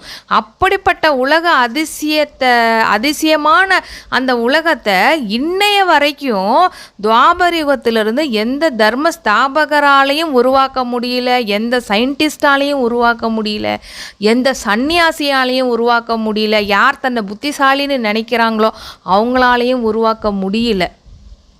அப்போது இது கடவுளால் மட்டும்தான் அது நடக்குது. கடவுளுக்கு ஏன் இவ்வளவு பெருமை இருக்குதுன்னு புரிஞ்சுக்கணும் நம்ம. ஸோ சொர்க்கத்தில் அளவற்ற தங்கம் இருக்கிறதுனால தான் அது பேரே தங்க உலகம், பொன்னுலக பாரதம். ஆனால் இப்போ இருக்கிறது இரும்பு மற்றும் கற்களின் உலகம்ன்றார். கற்காலம், பொற்காலம் கிடையாது. இது இரும்பு மாதிரி மனிதர்கள் இருக்கிறாங்க. இரும்பு மாதிரி உங்கள் இதயம் கடினமாக இருக்கிறதுன்ட்டு இயேசு பைபிளில் சொல்லியிருப்பார். ஆனால் உண்மையில் இரும்பு கூட வாங்கிறதுக்கு முடியாத அளவுக்கு அதோடைய விலையும் பயங்கரமாக ஏறிடுச்சு. கல்லோடைய வேலை, மண்ணோடைய வேலை எல்லாமே ஏறிடுச்சு இப்போ. ஆனால் சொர்க்கன்ற பேரை கேட்டாலே உங்கள் நாக்கில் எச்சில் ஊத்தோன்றார். எல்லாமே அளவற்று இருக்கும். விஷ்ணுவுடைய 2 ரூபம், அதாவது லக்ஷ்மி நாராயணன் தனித்தனியாக ஆவார்கள் இல்லையா? நீங்கள் விஷ்ணுபுரிக்கு எஜமானர்களாக ஆகின்றீர்கள். அதாவது விஷ்ணுபுரி அப்படின்னா லக்ஷ்மி நாராயணன் ஆட்சி செய்யக்கூடிய அந்த சத்தியுகத்தில் நீங்கள் எஜமானராக ஆகுறீங்க. இப்போ நீங்கள் எப்படி இருக்கீங்க? இப்போ நீங்கள் ராவணபுரியில் இருக்கிறீங்க. எனவே இப்போது பாபா சொல்கிறாங்க, தங்களை ஆத்துமா அப்படின்னு புரிஞ்சுக்கிட்டு அப்பாவாகி என்னை நினைவு செய்யுங்க. பாபாவும் பரந்தாமத்தில் வசிக்கின்றார். ஆத்மாக்களாக்கிய நீங்களும் கூட பரந்தாமத்தில் தான் வசிக்கிறீங்க. உங்களுக்கு நான் எந்த கஷ்டமும் கொடுக்கறது கிடையாது. இது மிகவும் சகஜமானது அப்படின்னு அப்பா சொல்கிறாங்க. சகஜமானது தான். ஆனால் எதிர ராவணன் இருக்கிறவங்க எதிரி உற்றுவான ஈஸியாக தடை ஏற்படுத்திக்கிட்டே இருப்போம். ஞானத்தில் எந்த தடையும் கிடையாது, நினைவில் தான் தடை. நினைப்பியா இந்த பிரச்சனை அந்த பிரச்சனை, இதை பாரு அதை பாரு கொடுத்துக்கிட்டே இருப்பான்.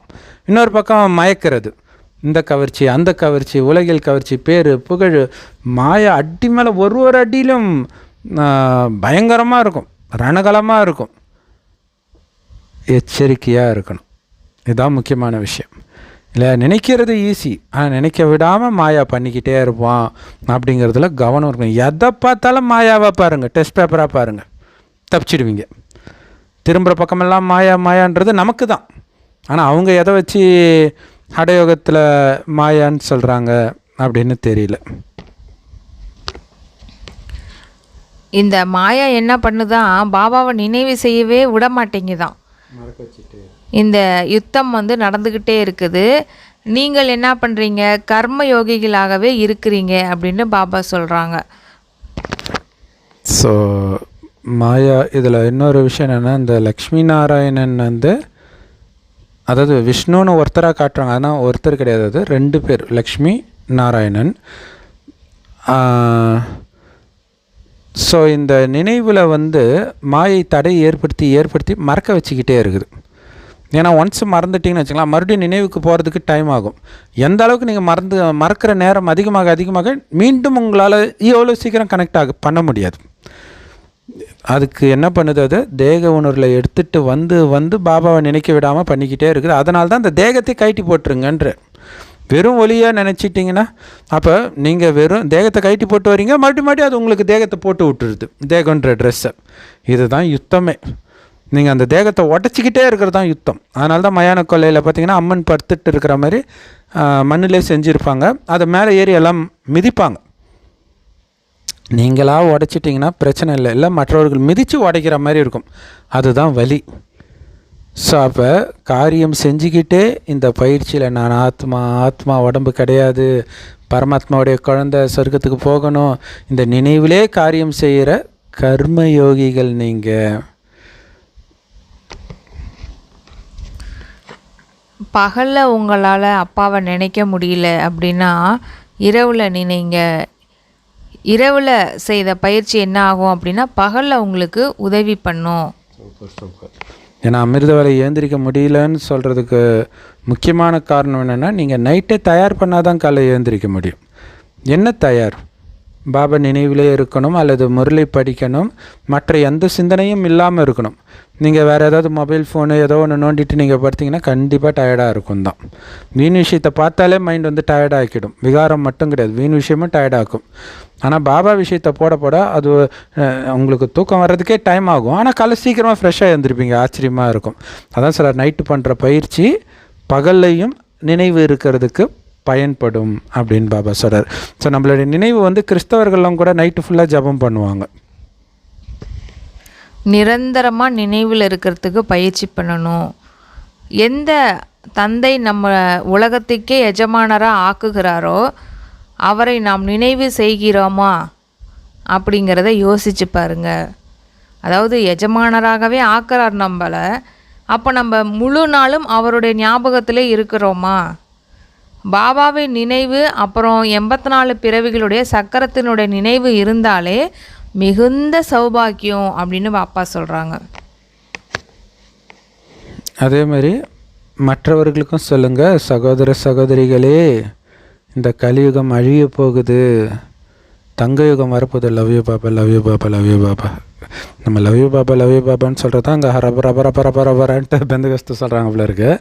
ஏன்னா இந்த கிறிஸ்தவர்கள் வந்து குறிப்பாக பெந்தகஸ்துக்காரங்க கூட்டமுள்ள இடத்துல வந்து நான் இறைவன் செய்தியை சொல்கிறேன்ட்டு இயேசுதான் கடவுள் அப்படி சொல்லிகிட்டு இருப்பாங்க. ஆனால் உண்மையிலே செய்தி நாம் தான் சொல்லணும், உலகம் அழிய போகுது, சொர்க்கம் உருவாகிட்டு இருக்குது.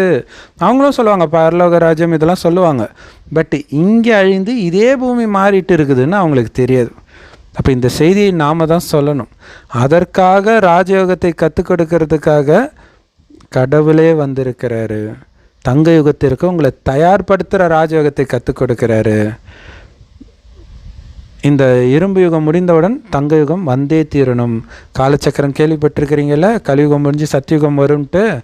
சத்தியுகம் தான் சத்தியமான இறைவன் படைத்த சத்தியமான உலகம், அதுதான் பொன் உலகம். இது முடிஞ்ச உடனே அது வரப்போகுதுன்றது எவ்வளோ பெரிய சந்தோஷமான செய்தி. அதுக்கு நீங்கள் தயாராகணும். அதுக்கு ஒரு தந்தையை தவிர வேறு எதையும் நினைக்கக்கூடாது, அவ்வளோதான். யார் வானப்பிரஸ்திகளாக, அதாவது வானப்பிரஸ்திகள்னால் வயதானவர்களாக இருக்கிறாங்களோ அவர்கள் சென்று சந்நியாசிகளோட சேர்க்கை வைத்து கொள்கிறார்கள். அதாவது எப்படின்னா, அதாவது இப்போ இருக்கிறாங்களா என்னன்னு தெரியல, அந்த காலத்துலலாம் என்ன பண்ணுவாங்க அப்படின்னா, ஒரு 60 வயசு ஆன உடனே அவங்களாம் பார்த்திங்கன்னா அந்த டைமில் பேரம் பேத்தி கொள்ளு பேத்திலாம் எடுத்து முடிச்சிடுவாங்க. அவங்களுக்கே தெரிஞ்சிடும் அவ்வளோதான் நம்மளோடது முடிஞ்சிருச்சு அப்படின்ட்டு உடனே என்ன பண்ணிவிடுவாங்களாம், சன்னியாசிகளோட சேர்க்கை வச்சுருப்பாங்க. சேர்க்கை மீன்ஸ் அவங்களோட தொடர்பில் இருந்து முக்தி அடைவதுக்கு என்னென்ன ஐடியா வேணுமோ இல்லை தீட்சை பண்ணணுமோ அந்த மாதிரியெல்லாம் அவங்கக்கிட்ட போய் இருப்பாங்க. ஸோ வானப்பிரஸ்த நிலையில் இருக்கிறது அப்படின்னா என்ன அர்த்தம் தெரியுமா? சத்தத்தை கடந்த நிலையில் இருப்பது, அதுதான் முக்கியமான விஷயம். அமைதியாக இருப்பாங்க, பேசவே மாட்டாங்க. ஏன்னா நம்ம போக போகிற இடம் அமைதியான இடம். ஸோ பாபாவுமே நம்மளை வந்து அமைதியாக கம்மியாக பேசுங்கன்றார். பேசவே வேண்டாம்னு சொல்ல, ரொம்ப கம்மியாக பேசுங்க, தேவையில்லாமல் பேசாதீங்க. ஏன்னா அதிகம் பேசுபவன் அவசியம் பாவம் இழைக்கிறான்ட்டு பைபிள் இருக்கும். அது மிகப்பெரிய விஷயம். ஒரு சிலர் தொணன்னு பேசிட்டு என்ன, அதாவது ஒரு 5 நிமிஷத்துக்கு மேலே பேசினாலே அவங்க லூஸ் ஸ்டாக் தான் விடுவாங்க. ஏதாவது ஒன்று பேசி நிறைய எங்கேயாவது சாவு வீட்டுக்கு போயிட்டு இந்த மாதிரி யாரோ வந்து ஏதோ ஒன்று பேசுவாங்க, அங்கே இருக்கிறவன் வெட்டிக்கிட்டு சாவான் சொத்துக்கு. இவங்க கம்முன்னு போயிட்டு வந்தோமான்னு இல்லாமல் அங்கே போய் எதையாவது ஒன்றுத்தை பண்ணிட்டு வந்துடுவாங்க. ஏன்னா அந்த பேசுகிற பழக்கம் அவங்கள பாவம் செய்ய வைக்கும். அது அவங்களுக்கே தெரியாது இதனால் பெரிய நஷ்டம் ஆகிருக்குதுன்ட்டு. ஸோ அதனால் அதிகம் பேசக்கூடாது. இது மிக பெரிய வியாதி இது. ஆத்மா அமைதியில் தான் இருக்கும். அதனால தான் நீங்கள் பரந்தாமத்திலேருந்து வந்திருக்கிறீங்க, சாந்தி தாமத்திலேருந்து வந்திருக்கீங்க. உங்களுடைய உண்மையான குணம் அமைதி. ஓம் சாந்தி திரும்ப திரும்ப திரும்ப திரும்ப சொல்லிக்கிட்டே இருக்கிறேன். ஆனால் நம்ம அதை உணர்ந்து தான் ஓம் சாந்தி சொல்கிறோமா? யோசிக்கணும். அங்கே வானப்பிரஸ்த நிலையில் அங்கே இருக்கக்கூடிய ஆத்மாக்கள் என்ன பண்ணுவாங்க அப்படின்னா, அவங்களுக்கே தெரியும், சரி அடுத்தது நம்ம இந்த உடலை விட போகிறோம், ஸோ அடுத்த உடலை நம்ம எடுக்க போகிறோம். மறுபிறவி இருந்தால் மறுபிறவியை பற்றி அவங்க சொன்னாங்க அப்படின்னா அதுக்கு தகுந்த மாதிரி புண்ணிய காரியங்களோ இல்லை என்ன பண்ணணுமோ பண்ணிகிட்டே இருப்பாங்க. ஆனால் ஒன்று மட்டும் அவங்களுக்கு ஞாபகம் இருக்கும், இந்த விடலை நம்ம விட போகிறோம் அப்படிங்கிறது நல்லாவே ஞாபகம் இருக்கும். அதனால தான் பாபா சொல்கிறாரு, சின்ன குழந்தைகள் முதல் பெரியவர் வரை அனைவருக்குமே இப்போதைக்கு எல்லாருக்குமே வானப்பிரஸ்த நிலை தான். ஏன்னா எல்லாருமே இப்போ இந்த உடலை விட்டுட்டு நம்ம பரந்தாமத்துக்கு போக போகிறோம். ஆனால் பாபா என்ன சொல்கிறாங்க அப்படின்னா, அவங்க என்ன நினச்சிக்கிறாங்கன்னா, அதாவது இந்த சன்னியாசிக்கிட்ட போய் வானப்பிரஸ்தம் ஆனவங்க என்ன நினச்சிக்கிறாங்கன்னா, பிரம்ம தத்துவத்தில் போய் கலந்துடலாம், அவ்வளோதான் முடிஞ்சிருச்சு, எல்லாம் முடிஞ்சிருச்சுப்பா, என்னோடய கடமையெல்லாம் முடிஞ்சிருச்சு அப்படின்னு நினைக்கிறாங்களாம். அதுக்கு பாபா சொல்கிறாரு, அந்த மாதிரிலாம் யாரும் கலந்துட முடியாது. நாடகத்திலிருந்து எந்த ஒரு நடிகரும் விலக முடியாது. ஒரு பாபாவை தவிர வேற யாரையும் நினைவு செய்யக்கூடாது என்பதையும் இப்போ அப்பா புரிய வச்சுக்கிட்டு இருக்கிறாரு. எனக்கு இப்போதான்ப்பா 20 வயசு ஆகுது, எனக்கு இப்போதான்ப்பா 35 வயசு ஆகுது, நான் வயசானதுக்கப்புறம் வர்றேன் பாபா, இந்த கதையெல்லாம் இங்கே கிடையாது. இப்போ எல்லாத்துக்கும் வானப்பிரஸ்த நிலை போக வேண்டிய டைம் வந்துருச்சு. நீ ரொம்ப வருஷம் ஆயிடுச்சு இந்த உலகத்துக்கே இப்போது உடல் தான் அந்த சின்ன வயது உடம்பாக இருக்குதே தவிர, அதுவும் விகார உடம்பு, நோய் பிடிச்ச உடம்பை பிடிச்சிக்கிட்டு கிடக்குறீங்க நீங்கள். இப்போ போக வேண்டிய டைம் வந்துருச்சு, ஆத்மா முதிர்ச்சி அடைஞ்சிருச்சு, அவ்வளோதான் கிளம்பணும். அதனால் அதுக்கு பாபாவை நம்ம நினைக்கணும். நம்ம எங்கே போகிறோமோ அதுக்கு நம்ம ரெடி ஆகணும் இல்லையா? இப்போ நம்ம ஒரு அமெரிக்காக்கே போகிறோம் அப்படின்னா ஸ்வெட்டர், அங்கே தேவையான இயற்கைக்கு தகுந்த மாதிரி நம்மளுக்கு என்னென்ன தேவையோ மாத்திரை மருந்து என்னென்ன வேணுமோ எல்லாத்தையுமே நம்ம எடுத்துக்கிட்டு போகுவோம். நம்ம அந்த மாதிரி பாபாவும் சொல்கிறாரு, இப்போ நம்ம பரந்தாமத்துக்கு போகணும் அப்படின்னா பரந்தாமத்தில் நம்ம எப்படி இருந்தோம், ஆத்மா அங்கே தூய்மையாக அமைதியாக இருக்கும் இல்லையா, அந்த நிலைக்கு நம்ம திரும்பி போகணும் அப்படிங்கிறாங்க. ஒரு சூப்பரான விஷயம். எங்கள் காலேஜில் யூனிவர்சிட்டியில் அது சென்ட்ரல் கவர்மெண்ட் யூனிவர்சிட்டி, அங்கே என்ட்ரன்ஸ் எக்ஸாம் வச்சு ஒரு கோர்ஸ் ஸ்டைஃபண்டெல்லாம் கொடுக்கும் கவர்மெண்ட்டு. ஸோ அதை எழுதுறதுக்காக கேரளாவிலேருந்து 2 பேர் வந்தாங்க, ஜோடியாக. அவங்க லவ்வர்ஸ். கேரளாவிலேருந்து இங்கே தமிழ்நாட்டில் அந்த யூனிவர்சிட்டி எக்ஸாம் எழுதுகிறாங்க. அந்த பொண்ணுக்கு கிடச்சிருச்சு, அந்த பையனுக்கு கிடைக்கல. அப்படியே அழுகுறாங்க அங்கேயே. அதுக்கப்புறம் போயிட்டு அந்த பொண்ணு லேட்டாக தான் சேர்ந்துட்டு 1 மாதம் வந்தது. அப்புறம் போச்சுன்னா 1 மாதம் கழிச்சு தான் வரும். அப்புறம் எப்படி அந்த பொண்ணு பாஸ் ஆகும்? அப்போ பாருங்கள். அதே மாதிரி இப்போ வெளிநாட்டில் போய் படிக்கிறாங்க. இவங்கெல்லாம் இங்கே லவ்வில் இருந்தாங்கன்னா போக முடியும்னு நினைக்கிறீங்க? முடியாது. அவ்வளோதான், தன்னுடைய வாழ்க்கையை அழிஞ்சிடும். அப்போ ஒரு உயர்ந்த விஷயத்துக்கு போகணுன்னா எதுலேயும் பற்று இல்லாமல் இருக்கணும். அப்போ சொர்க்கத்துக்கே போகணுன்னா நீங்கள் எந்த அளவுக்கு பற்று இல்லாமல் இருக்கணும். அதுக்கு தான் பாபா சொல்கிறார், யாரையும் நினைக்காத ஒரு தந்தையை தவிர. ரொம்ப முக்கியமான விஷயம்.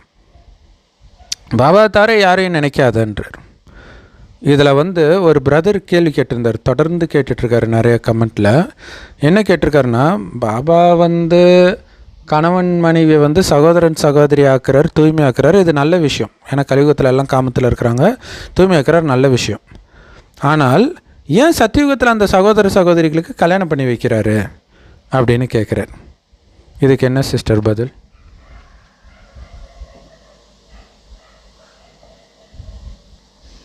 ரொம்ப நல்ல கேள்வி தான் அந்த பிரதரும் கேட்டிருக்கிறாரு. ஏன் அங்கே அண்ணன் தங்கச்சியாகவே இல்லை அப்படின்னா, இப்போ சத்தியுகத்தில் ஆரம்பிக்கிற எந்த ஒரு விஷயமும் இறங்கும் கலை நடக்க போகுது. ஸோ அந்த இறங்கும் கலைக்கு தேவையான எல்லா விஷயங்களுமே அங்கே ஸ்டார்டிங்லேயே ஸ்டார்ட் ஆகிடும். உங்களுக்கு அங்கே தூய்மையாக இருந்தாலும் கூட அவங்களுக்கு குழந்தை பிறக்கும். ஆனால் சத்தியுகம் திரேதாயுகம் முடிஞ்ச அடுத்த துவாபர யுகம் வருது பார்த்திங்களா, அந்த துவாபர யுகத்தில் அவங்களுக்கு வந்து தூய்மையாக இருந்து அந்த குழந்தைகளை பெற்றுக்கொள்ளக்கூடிய அந்த பாக்கியம் போயிடுது அவங்களுக்கு. ஸோ அவங்க வந்து தூய்மை இழந்து தான் குழந்தைகளை பெற்றுக்கொள்ள வேண்டிய அவசியம் அங்கே வந்துடுது. ஏன்னா பரந்தாமத்தில் இருக்கிற அத்தனை ஆத்மாக்களும் இப்போ இறங்கி தான் ஆகணும். இப்போ கலியுக கடைசியில் என்ன ஆகுது அப்படின்னா அப்படியுமே பிறக்க மாட்டேங்குது, வேறு வழி இல்லை. அதனால் என்ன பண்ணுறாங்க சயின்டிஸ்ட் அப்படின்னா, இப்போ அந்த டெஸ்ட் டியூப் பேபி அந்த மாதிரி வச்சாவது பரந்தாமத்தில் இருக்கிற ஆத்மாவை கீழே இறக்கிக்கிட்டு இருக்கிறாங்க. அப்போ இந்த நாடகமே வந்து பார்த்திங்கன்னா இயற்கையாகவே வந்து சத்தியுகம் திரேதாயுகத்தில் கரெக்டாக அதுக்கு தகுந்த மாதிரி ஆயிடுது. அப்புறம் துவாபரயுகம் திரேதாயுகத்தில் அதுக்கு தகுந்த மாதிரி ஒவ்வொரு விஷயமா மாறிக்கிட்டே வருது. அப்போ நமக்கு தோணும், நமக்கு அப்போ இப்பயே இருக்கிற மாதிரி சத்தியுகம் திரேதாயுகத்தில் இருக்க வேண்டியதானே, ஏன் சத்தியுக திரேதாயுகத்தில் மட்டும் நம்ம தூய்மையாக இருக்கணும் அப்படின்னா, ஏன்னா அப்படிப்பட்ட உலகம் வரப்போகுது. அப்படிப்பட்ட உலகத்துக்கு தகுந்த மாதிரி தான் நம்ம மாறிக்கணும். ஏன்னா அப்படிப்பட்ட உலகத்தில் தூய்மையாக இருக்கும் பட்சத்தில் தான் இந்த சாந்தியும் அமைதியும் கிடைக்குமே தவிர, தூய்மை அங்கே போயிடுச்சு அப்படின்னா இந்த சாந்தியும் அமைதியும் அங்கே இருக்காது. சாந்தியும் அமைதியில் தூய்மை. Super sister. இதில் இன்னொரு விஷயம் என்னென்னா, இதே கேள்வியை உல்ட்டாவாக கேட்கலாம். என்னென்னா, அங்கே வந்து தூய்மையான இல்லற மார்க்கம், அப்படியே தூய்மையான இல்லற மார்க்கமாக இருக்க வேண்டியது தானே. எதுக்கு பாபா அண்ணன் தங்கச்சியாக நினைக்க சொல்கிறார்? அண்ணன் தங்கச்சியாக மட்டும் இல்லை, சகோதரனை நினைக்க சொல்கிறார். அண்ணன் தங்கச்சி கூட ஏமாத்திடுன்றார், உடலே பார்க்காத ஆத்மாவை பாருன்றார். இதில் இன்னொரு ஒரு முக்கியமான விஷயமும் இருக்குதுங்க பிரதர். என்னன்னா, இப்போ பாபா சகோதரனாக பாருங்க அப்படின்னு சொல்கிறது, இப்போ நம்ம வந்து காமத்தில் உளுந்து போய் கிடக்கிறோம். இப்போ நம்ம காமத்தை வெல்லணும், அதுக்காக இப்போ சகோதரனாக பாருங்க அப்படின்னு சொல்கிறது. அதுக்கப்புறம் என்ன ஆகும் அப்படின்னா, நம்ம தூய்மை ஆனதுக்கு அப்புறமேல நம்ம அங்கே சகோதரனாக பார்க்க வேண்டிய அவசியமே இருக்காது. ஏன்னா நம்மளுமே தூய்மையாக தான் இருப்போம். ஒரு ஆண் இருந்தால் அவனுமே தூய்மையாக தான் இருப்பான், பெண்ணாக இருந்தால் அவங்களுமே தூய்மையாக தான் இருப்பாங்க. அந்த தூய்மையினுடைய பலம், அந்த யோக பலம் தானாகவே அந்த பிண்டத்தை உருவாக்கக்கூடிய சக்தி அவங்களுக்கு வந்துடுது. இப்போ பாபா சொல்லி கொடுக்குற எல்லா விஷயமே யுக்திகள் தான் நமக்கு. இப்போ நிறைய பேர் கேட்குறாங்க, ஒரு சிஸ்டர் கூட என்கிட்ட கேட்டிருந்தாங்க, என்னென்னா எப்போ பார்த்தாலும் பாபாவுக்கு ரொம்ப சுயநலமாக இருக்கார் பாபா, எப்போ பார்த்தாலும் என்ன நினைங்க, ஏன் என் புருஷனை யார் நினைப்பா, என் குழந்தைய யார் நினைப்பா, அவங்களெல்லாம் யார் நினைக்கிறது, இவ்வளோ சுயநலமாலாம் பாபா இருக்கக்கூடாது அப்படின்னு சொல்லியிருந்தாங்க. ஆக்சுவலி உண்மையிலே அது அப்படி கிடையாது. அவரை இப்போ வந்து பார்த்திங்கன்னா அவரை நினைக்க சொல்கிறதுக்கு காரணமே என்னன்னா, இந்த 5 விகாரம் நம்மளை ஆட்டி படைக்குது இல்லையா, அதுலேருந்து வெளியில் வரணும் அப்படிங்கிறதுக்காக அவர் கொடுக்கின்ற யுக்தி. இதை வந்து முள்ளால் எடுக்கிற விஷயம் இது. அப்படி தான் பாபா வந்து நம்மளை வந்து வெளியில் எடுக்கிறார். அதுவும் இல்லாமல் எப்போ நம்ம பந்தனத்தில் இருக்கோமோ அப்போ தான் கணக்கும் உருவாகும் நமக்கு. ஸோ இப்போ நம்ம வந்து ஒருவேளை நம்ம வந்து சொர்க்கத்தில் இருக்க மாதிரி தூய்மையாகவே இருக்கிறோன்னு வச்சுக்கோங்க, ஒருவேளை பாபாவே வராருன்னே கூட வச்சுக்கோங்க, அவர்கிட்ட நம்மளால் கணக்கும் வைக்க முடியாது, புண்ணிய கணக்கும் எடுக்கவும் முடியாது. இப்போ தான் நம்ம பந்தனத்தில் இருக்கும்பொழுது தான் பாபாவை நினைக்கவே முடியும். ஏன்னா சொர்க்கத்தில் இருக்கும்போது நம்ம யாரையும் நினைக்க வேண்டிய அவசியமே கிடையாது அப்படின்னு பாபாவே சொல்லியிருக்காரு. அப்படிங்கிறப்போ இப்போ கூட பாருங்களேன், நமக்கு வந்து எது வந்து பலகீனமாக இருக்குது, பற்று தான் நமக்கு பலகீனமாக இருக்குதுன்னு அந்த பற்றை தூக்கி தான் பாபா மேலே வெய்யுங்கிறார். அப்போது ஒரு விஷயம் நல்லா நம்ம புரிஞ்சுக்கணும், யார் ரொம்ப பலகீனமாக இருக்காங்களோ அவங்க ரொம்ப கொடுத்து வச்சவங்க. ஏன்னா எல்லா பலகீனத்தையும் அப்படியே தூக்கி பாபாட்ட வச்சுருங்க, ஈஸியாக வெளில வந்துடலாம். நம்ம உங்களுக்கு பலகீனம் இல்லைன்னா தான் பிரச்சனை, பலகீனம் இருந்துச்சுன்னா ஈஸியாக வெளில வந்துடலாம். Super sister. ஏன்னா பாபா சொல்கிறார், அண்ணன் தங்கச்சி ஆக்கிறது வந்து தூய்மை ஆக்கிறதுக்கான ஒரு யுக்தினே சொல்கிறார். மெயினும் உங்களை தூய்மை ஆக்கிறதுக்கு தான் இல்லையா. ஆனால் கணவன் மனைவினாலே காமம்னு ஆயிடுச்சு இன்றைக்கி உலகத்தில். அதனால் அண்ணன் தங்கச்சின்னு நினைக்க சொல்கிறாரு, ஆத்மான்னு நினைக்க சொல்கிறார். இன்னொரு முக்கியமான விஷயம் என்னென்னா, லட்சியம் என்ன, நாராயணன் ஆகணும் அல்லது நாராயணனை கல்யாணம் பண்ணிக்கணும் அல்லது லக்ஷ்மி கல்யாணம் பண்ணிக்கணும். ஆனால் இந்த லட்சியத்தை கொடுத்து சகோதரனே பார்க்க வேண்டாம், ஆத்மானு சொல்லலைன்னு வச்சுக்கோங்களேன். இன்றைக்கி வந்து சூர்பனகையை பார்த்தே மயங்குறோம், ராவணனை பார்த்தே மயங்குறாங்க. அந்த மாதிரி இருக்கிறவங்கள போய் மகாலட்சுமியை கல்யாணம் பண்ணணும்னு நினச்சா அவனுக்கு காம உணர்வு தான் வரும். ஆல்ரெடி சொல்கிறாங்க, ராமரை பார்த்தா எனக்கு காம உணர்வு வருது, கிருஷ்ணரை பார்த்தா காம உணர்வு வருது, ஏன் சிலுவையில் தொங்குற இயேசுவை பார்த்தாலே காம உணர்வு வருதுன்றாங்க. ஏன்னா எல்லாமே 6 பேக்காக காட்டிட்டானுங்க. அதனால் உடலையே பார்க்காத ஆத்மாவை பாருன்றார். ஆத்ம பலத்தை ஏற்றுறதுக்காக. இப்போ அந்த நாராயணன் என்ன அப்படின்னா, யார் நாராயணன் ஆகிறா? இப்போ அவர் நாராயணனா இல்லை இல்லையா? அவங்களே காமத்தில் மூழ்கி கிடப்பாங்க. அப்போ இவங்க தான்ப்பா உனக்கு லக்ஷ்மி ஆவாங்க, இவங்க தான்ப்பா உனக்கு நாராயணா. அவங்கள பார்த்தீங்கன்னா இப்போ நீங்கள் நாசமாக போயிடுவீங்க, கீழே தான் விழுவீங்க. அதனால தான் இங்கே யாரையும் பார்க்காத, சொர்க்கத்தில் நாராயணன் வருவாங்க. ஆனால் அங்கே போகணுன்னா இப்போ நீ என்னை கணவனா நினைன்ற இல்லையா? அவருக்கு உடம்பு கிடையாது. அப்போ உடம்பில்லாத அவரை கணவனாக நீங்களும் உடலை மறந்து நினைக்க நினைக்க வரக்கூடிய அந்த சக்தியை வைத்துத்தான் மகாலட்சுமியை கல்யாணம் பண்ணுறதுக்கு நீங்கள் தயாராகிற மாதிரி அந்த மகாலட்சுமியும் உங்களை நாராயணனாகி கல்யாணம் பண்ணுறதுக்கு பாபாவை நினச்சி தான் அவங்களும் தயாராகிறாங்க. பாருங்கள், கணவனும் பாபாவை தான் நினைக்கிறாங்க, மனைவியும் பாபாவை நினைக்கிறதுனால தூய்மையான கணவன் மனைவியாக அங்கே மாறுறாங்க. ஸோ இதுதான் அந்த கேள்விக்கான பதில். ஸோ அதனால தான் பாபா சொல்கிறாரு, என்னை தவிர யாரையும் நீ பார்த்தாலும் நினைக்கக்கூடாது. ஏன்? ஏன்னா இந்த உலகம் அழிய போகுது. அழிய போகும்போது யாராவது பற்று வைப்பாங்களா? நாளைக்கு சாக போகிற ஒருத்தனை யாராவது கல்யாணம் பண்ணிக்குவாங்களா? அல்லது லவ் பண்ணுவாங்களா? அந்த மாதிரி தான் இந்த உலகம் இருக்குதுன்றார், சுடுகாடுன்றார். யாராவது பணத்தை நினைப்பாங்களா? செத்துட்டாங்கன்னு நினச்சிக்கோங்கன்றார். இதுதான் அங்கே மகாபாரதத்தில் அவங்களாம் ஆல்ரெடி செத்துட்டாங்க அர்ஜுனான்னு வரும். அது மாதிரி இங்கே இருக்கிற யாரை பார்த்தாலும் பிணம், வெறும் ஒளியை மட்டும் பாருங்கள் இல்லையா? உடம்பு அது பணம்னு பாருங்கள்.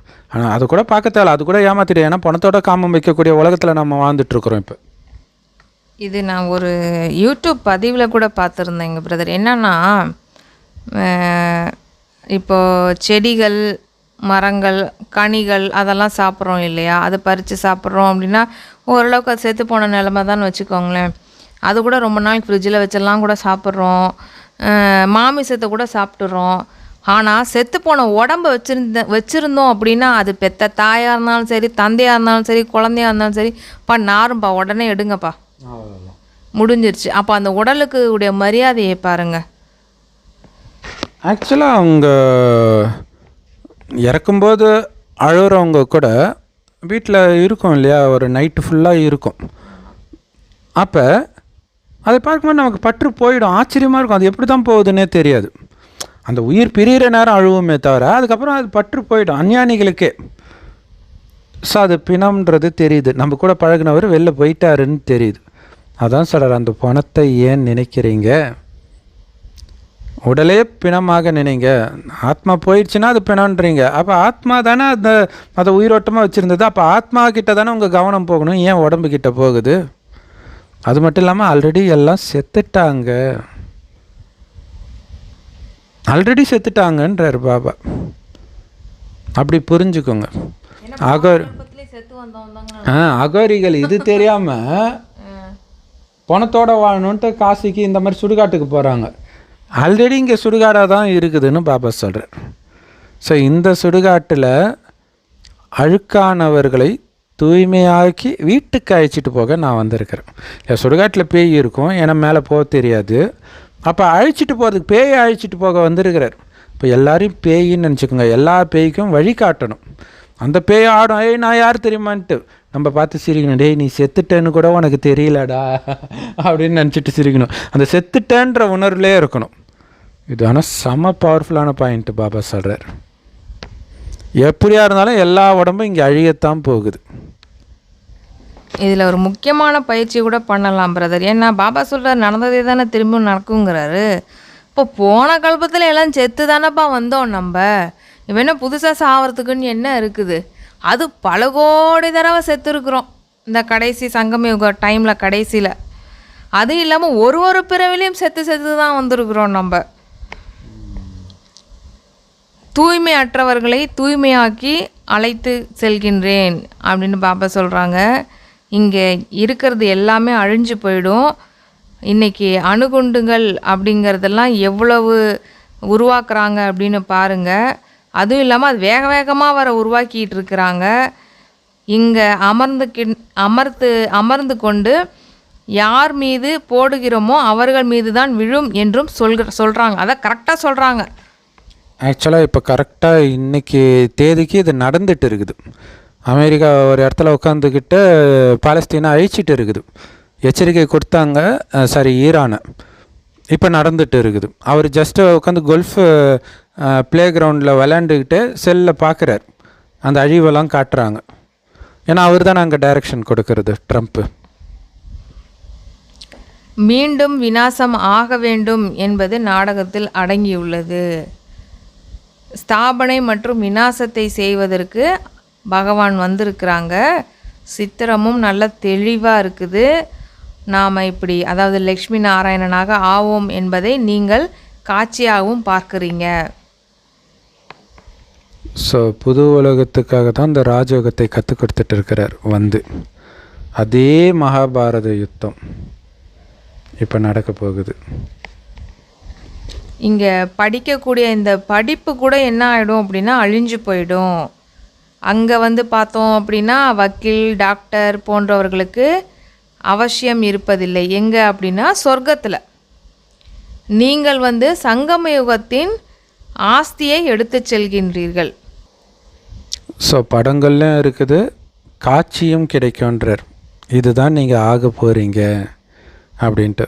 அந்த காட்டுற காட்சியை நாராயணனை பார்த்தா சந்தோஷமாக இருக்கும், வேலைக்காரியை பார்த்தா அதான் தண்டனை. ஸோ இந்த படிப்பு எல்லாமே இங்கே முடிஞ்சிடும். சொர்க்கத்தில் டாக்டருக்கு வேலை கிடையாது, வக்கீலுக்கு வேலை கிடையாது.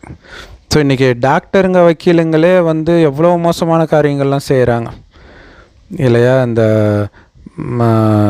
ஈரானில் வந்து ஏதோ ஒரு சிறையில் இருக்கும் பொழுது அந்த டாக்டருங்க மருந்து அந்த அனஸ்தீஷியாலாம் போட்டு தவறாக அந்த பெண்களை வந்து தொடுவாங்களாம்.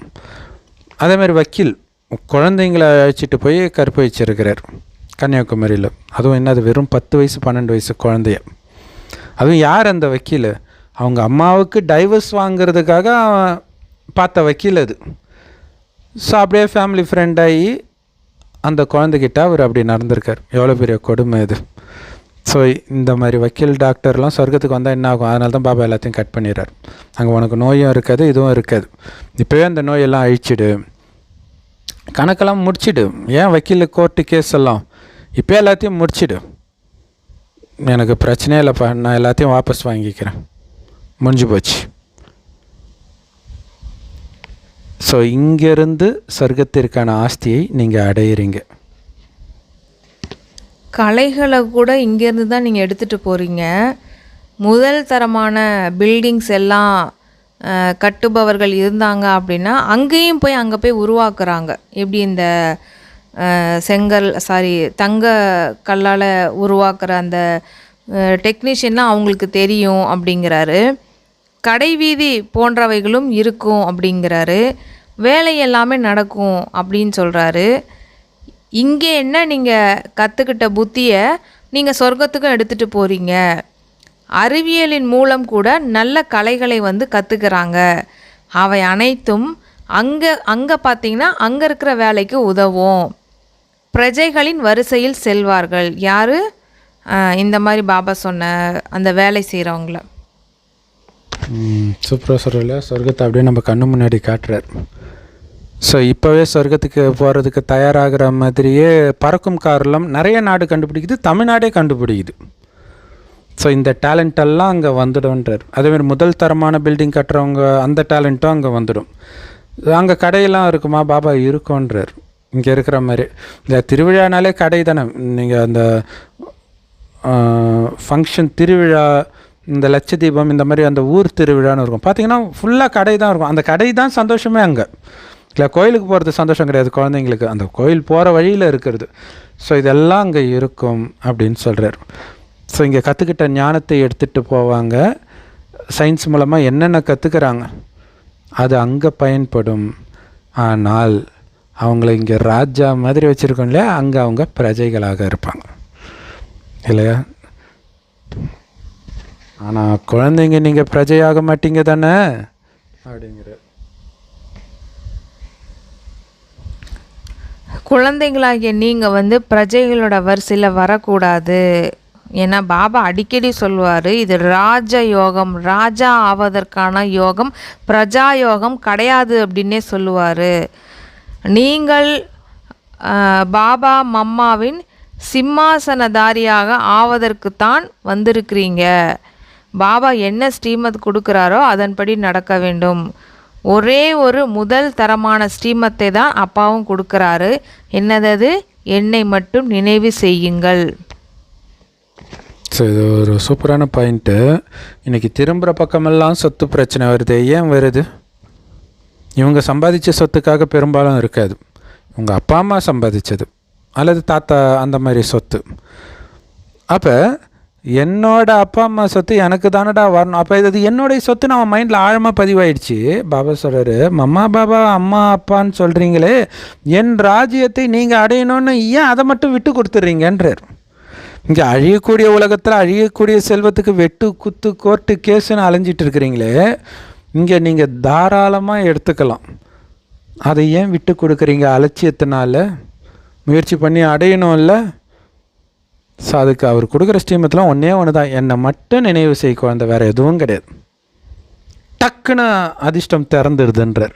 பாபாவை நினச்ச அடுத்த மாத்திரத்தில் அந்த அந்த ஒரு எம்ஜிஆர் படத்தில் வருமே, திறந்துடு சீசேன்ன உடனே பொக்கிஷம் உள்ள ஒரு குகை கதவு திறக்கும், அந்த பாறை திறக்கும். அந்த மாதிரி மந்திரம் என்னது? பொக்கிஷம் தானே சொர்க்கம்.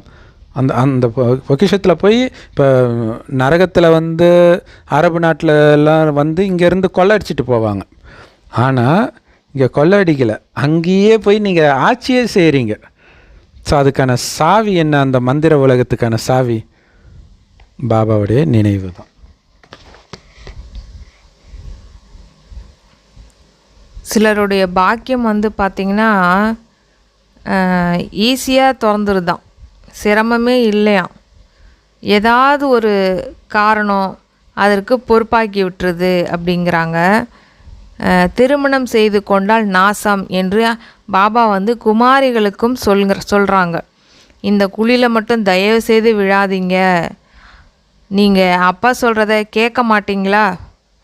ஆக்சுவலி இது பாருங்களேன் பிரதர், லௌகிக அப்பா எப்படா கல்யாணம் பண்ணி கொடுப்போம், கல்யாணம் பண்ணுறியா, இல்லை இந்த பையனை பார்க்கட்டான் அந்த பையனை பார்க்கட்டான்னு அந்த ஏஜ் அட்டன் பண்ண உடனே பார்த்துக்கிட்டே இருப்பாங்க. பாபா என்ன சொல்கிறாங்க, அந்த குழிலெல்லாம் போய் விழக்கூடாது, கல்யாணம்லாம் பண்ணிக்கக்கூடாது அப்படிங்கிறாங்க. அப்பா சொன்னால் கேட்பீங்க தானே, கேட்க மாட்டீங்களா அப்படின்னு உருக்கமாக பாபா பேசுகிறார். சொர்க்கத்தின் இளவரசியாக ஆசை இல்லையா உங்களுக்கு? எப்படி கேட்குறாரு பாருங்க. உங்களை நான் வந்து சொர்க்கத்தின் மகாராணி ஆக்கணும்னு ஆசைப்படுறேன், ஆசை இல்லையா? வேலைக்காரியாக தான் ஆகணுமா? அப்போ மகாராணி ஆகணும்னா சத்தியம் பண்ணுங்கள் உங்களுக்கு நீங்களே, இனி அந்த கலியுகத்துக்கு அந்த காம சாக்கடைக்கு நான் போக மாட்டேன் ஒருபொழுதும்னு சத்தியம் பண்ணுங்கள். ஏன் அந்த உலகத்தை நான் நினச்சி கூட பார்க்க மாட்டேன்னு சத்தியம் பண்ணுங்கன்றார். செம்ம சூப்பர் பாயிண்ட் இல்லையா? சுடுகாட்டை யாராவது நினைப்பாங்களா? அது பற்றி எரிய போகுது, திரும்பி பார்க்காதீங்கன்றார். இது பார்க்கும்போது எனக்கு என்ன நினைவு தோணுதுன்னா, நம்ம ராவணனை லவ் பண்ணிகிட்ருக்கோம் பிரதர். அப்பா என்ன பண்ணுறாரு, அவனை நீ லவ் பண்ணக்கூடாது, நீ அவனை லவ் பண்ண நாசமாக போயிடுவ, நான் சொல்கிற பையனை தான் நீ கல்யாணம் பண்ணிக்கணும், அதுக்கு நான் சொல்கிறத கேளு, வா நம்ம வீட்டுக்கு முதல்ல போகலாம், முதல்ல நம்ம வீட்டுக்கு போனால் முதல்ல என்ன நான் அங்கே உனக்கு நாராயணனை கல்யாணம் பண்ணி வைக்கிறேன் அப்படிங்கிறாரு.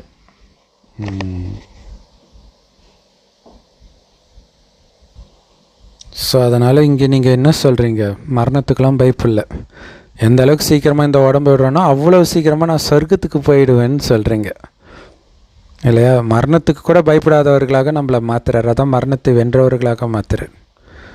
ஏன்னா 84 பிறவி முடிஞ்சிருச்சு, இப்போ நான் வீட்டுக்கு போயிட்டு இருக்கிறோம். மற்றவர்களுக்கும் இதையே சொல்லுங்கள். பாபாவை தவிர வேறு யாருமே இந்த மாதிரி சத்தியுகத்தினுடைய ராஜ்யத்தை கொடுக்கவே முடியாது அப்படின்னு பாபா சொல்கிறாங்க. இப்போ நம்ம ராவணன் கதையை வச்சே நம்ம பார்த்தோம். சில பேர் லவ் பண்ணுவாங்க பிரதர், அதாவது அந்த லவ் வந்து கண்ணை மறைக்கும். அவன் ஏழையாக இருக்கிறானா குணவானாக இருக்கானா அதெல்லாம் எதுவும் தெரியாது. முடிஞ்ச அளவுக்கு பார்த்திங்கன்னா 100க்கு ஒரு 10% லவ் மேரேஜ் தான் கரெக்டாக இருக்கும். மித்தது எல்லாமே பார்த்திங்கன்னா பிரச்சனையில் தான் வந்து முடியும். ஏன்னா அந்த போதை வந்து எதுவுமே தெரிஞ்சிக்காமல் டக்குன்னு போய் காதலில் போய் உழுகுறது.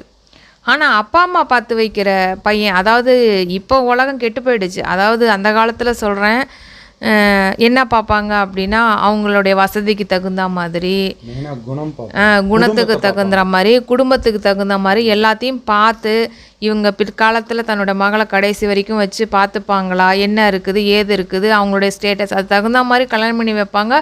கடைசி வரைக்கும் ஓரளவுக்கு நல்லாவே இருப்பாங்கன்னு வச்சுக்கோங்களேன். அது மாதிரி பாபாவும் சொல்கிறாரு, கலியுகம் பக்கம் திரும்பி பார்க்காத, கலியுக காதலன் அந்த ராவணன் பக்கம் போயிடாத, அவன் உன்னை ஏமாற்றுவான், தங்கமான் வருதுன்னு சொல்லுவான், நம்பி போயிடாத.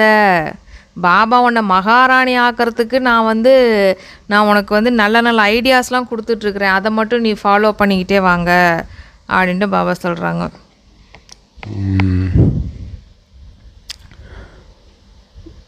ஸோ பாபாவை தவிர பொன்னுலக ராஜ்யத்தை உங்களுக்கு யாரும் கொடுக்க முடியாது. இந்த ரதம் பிரம்ம பாபா இருக்கிறார் இல்லையா, அவருக்கும் கர்மச்சுமை இருக்குது. ஸோ அவரே அந்த கர்மச்சுமையை முடிக்கணும். அவர் எப்படி உங்களுக்கு ராஜ்யத்தை கொடுக்க முடியும்? அந்த கர்மச்சுமையை முடிக்கிறதுக்கான வழியை பிரம்ம பாபாவுக்கும் சிவபாபா தான் கொடுக்குறார். பாபா தாதா சில சமயம் தங்களுக்குள்ள ஆன்மீக உரையாடல் பண்ணிக்குவாங்களாம். இது எவ்வளோ பெரிய ஆச்சரியம் இல்லையா? அப்போவே அவைத்த முரளியில் அடிக்கடி இப்படி வரும் எங்களுக்குள்ளே பேசிக்கிட்டோன்னு, ஆனால் இங்கேயே நாங்கள் பேசிக்குவோம் அப்படின்னு சொல்கிறார். இது எவ்வளோ சூப்பராக இருக்குது இல்லையா? பிரம்மா பாபா சொல்கிறாராம், பாபா தயவுசெய்து எனக்கு ஆசீர்வாதம் கொடுத்துருங்க பாபா, இருமலுக்கு ஏதாவது வைத்தியம் இருந்தால் செய்யுங்க பாபா, அல்லது சூ மந்திரம் போட்டு தூக்கி விடுங்கள் அப்படின்ட்டு பாபா சிவபாபாட்ட பேசுகிறாராம். அதுக்கு சிவபாபா சொல்கிறாராம், இல்லை இதை நீ அனுபவிக்கத்தான் வேண்டும். இந்த உன்னுடைய ரதத்தை எடுக்கிறேன், அதற்கு பதிலாக அதாவது பிரதிபலனாக கொடுக்கத்தான் செய்கின்றேன், மற்றபடி இது உங்களுடைய கணக்கு வழக்காகும். அதாவது உங்களோட ரதத்தை நான் எடுக்கிறேன், நான் இல்லைன்னு நான் சொல்லலை, ஆனால் அதனுடைய பிரதிபலனாக சத்தியுகத்தில் உனக்கு என்ன கொடுக்கணுமோ அதெல்லாம் கொடுத்துட்றேன், ஆனால் இது உன்னோட கணக்கு வழக்கு, இதை நீங்கள் தான் முடிச்சாகணும் அப்படிங்கிறாரு. மற்றபடி கடைசி வரைக்கும் ஏதோ ஒன்று கர்மச்சுமை வந்துக்கிட்டே தான் இருக்கும். ஸோ இது சமசூப்பரில் கடவுளே அவருடைய ரதத்துடைய கர்ம கணக்கில் கூட அவர் தலையிடல. நமக்கு எல்லா பிரச்சனையும் பாருங்களா, மற்றவங்க கர்ம கணக்கில் தலையிட்டு தான் மாட்டிக்கும். இது இப்படி இருக்கக்கூடாது, இப்படி பண்ணணும்னு சொல்ல போய் நம்ம மாட்டிக்குவோம். நாடகப்படி எல்லாமே கரெக்டாக இருக்குதுன்னு நீங்கள் விலகி பார்க்கணும். பாபா அப்படி தானே விலகி பார்க்குறாரு. நான் ஒருவேளை உனக்கு ஆசீர்வாதம் கொடுக்குறேன் அப்படின்னா நான் எல்லாருக்கும் கொடுக்க வேண்டி இருக்குமே, ஏன்னா அவர் எல்லாருக்கும் இல்லை கடவுள். இவரை நாராயணாக்குனா எல்லாரையும் ஆக்க வேண்டியதாகிடுமே. இவர் முயற்சி பண்ணி ஆனால் தான் எல்லோரும் முயற்சி பண்ணி ஆக முடியும், ஏன்னா அவர் நேர்மையான ஆசிரியர். ஆனால் இப்போ இருக்கிற ஆசிரியர்கள் டியூஷன் படிக்கிற பசங்களுக்கு மார்க்கு, கொஸ்டின் பேப்பர் அவுட் பண்ணுறது, இதெல்லாம் பாபா பண்ண மாட்டார் இல்லையா? ஸோ அதனால் தனிப்பட்ட எந்த ஸ்பெஷாலிட்டியும் கிடையாது. அப்புறம் இன்னொரு உதாரணத்தையும் பாபா சொல்கிறாங்க. இங்கே ஒரு குழந்தை அமர்ந்துருக்குது பாருங்கள். ஒருவேளை நாளை ரயில் விபத்தில் ஏதோ ஒன்று அந்த குழந்தை இறந்துருச்சு அப்படின்னா பாபா என்ன சொல்லுவாராம்? நாடகம் அப்படின்னு சொல்லுவாராம். உடனே பாபாட்ட நம்ம போய், பாபா ஏன் நீங்கள் முன்னாடியே சொல்லலை அப்படின்னு கேட்க முடியுமா? ஏன்னா அது சட்டம் இல்லை. நான் தூய்மையற்றவர்களை தூய்மையாக்க வருகின்றேன். இதை சொல்வதற்கு தான் நான் வந்திருக்கிறேனே தவிர இவன் இன்றைக்கி சாவான் நாளைக்கு அவன் சாவான்னு சொல்கிறதுக்கெலாம் நான் வர்றதில்லை. அது சட்டமே கிடையாது. ஏன்னா நாடகப்படி யார் யாருக்கு என்னென்ன நடக்கணுமோ அது கரெக்டாக நடந்துகிட்டு இருக்குது. இதில் அந்த தலையிடுறதே இல்லை அப்படிங்கிறாரு. ஸோ தனிப்பட்ட முறையில் யாருக்கும் இது நடக்க போகுது அது நடக்க போகுதுலாம் சொல்ல மாட்டார். சாரமாக சொல்கிறார், உலகம் அழிய போது நீங்கள் சொர்க்கத்துக்கு போவீங்க, காட்சி கிடைக்கும். இது எல்லாருக்கும் பொதுவான விஷயத்த சொல்கிறார். தனிப்பட்ட ஒருத்தருக்கு சாதகமாக பாபா பேச மாட்டார். அதனால தான் குறிப்பாக பாபா குழந்தைங்க பைபிள்லாம் படிக்கிறாங்க, அல்லது கிறிஸ்தவ மதத்திலே இருந்திருக்கிறாங்க, அல்லது முஸ்லீம் மதத்திலே இருந்திருக்காங்கன்னா நமக்கு டக்குன்னு இருக்கும், அது எப்படி கடவுள் ஒருத்தருக்கு மட்டும் சாதகமாக பேசுவாரா இல்லையா? மற்றவங்க காஃபீரு, இவங்களுக்கு மட்டும் கடவுள் சாதகமாக இருப்பாரா? கொலை பண்ணலாம் சொல்லுவாரா கடவுள்? அப்போ நமக்கு தெரியுது பாருங்கள், உள்ளூரை தெரியுது பாருங்கள். கடவுளை நான் நாஸ்திகனாக இருக்கும்போதே அது தெரியுது. அது என்ன கடவுள் ஒருத்தருக்காக இருந்துட்டு மற்றவங்கள அழிப்பாரா? அதான் பாபா சார், நான் அப்படிலாம் பார்ஷாலிட்டி பார்க்க மாட்டேன். நான் எதுக்கு வந்தேனோ அந்த காரியத்தை மட்டும் பண்ணிட்டு போவேன். தூய்மையாகிறதுக்கு என்ன ஞானம் கொடுக்கணுமோ அவ்வளோதான் கொடுப்பேன். அதுக்கு மேலே இங்கே என்ன நடக்குது அங்கே நடக்குது அதெல்லாம் கூட சொல்ல மாட்டேன்.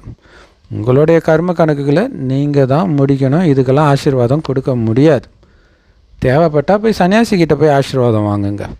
நான் அதுக்கு வரலன்ற. பாபா ஒரு விஷயத்தை தான் சொல்கிறாரு, எங்களை நரகத்திலிருந்து சொர்க்கத்திற்கு அழைத்து செல்லுங்கள் அப்படின்னு நீங்கள் தானே அழைச்சிங்க என்ன, அப்போது அதுக்கு தான் நான் வந்திருக்கிறேன். பதித்த பாவன சீதாராம் அப்படின்னு பாடவும் செய்கிறாங்க. ஆனால் தலைகீழான அர்த்தத்தை எடுத்துட்டு போயிட்டாங்க. பிறகு என்ன சொல்கிறாங்க, ரகுபதி ராகவ ராஜாராம் என்று ராமனுடைய மகிமை பாடுறாங்க. நீங்கள் இந்த பக்தி மார்க்கத்தில் எவ்வளவு பணத்தை இழந்து விட்டீர்கள் என்று பாபா கேட்கின்றார். ஒரு பாடல் கூட இருக்குது பாருங்க, உங்களுடைய லீலைகளை எவ்வளவு பார்த்திருக்கிறோம்.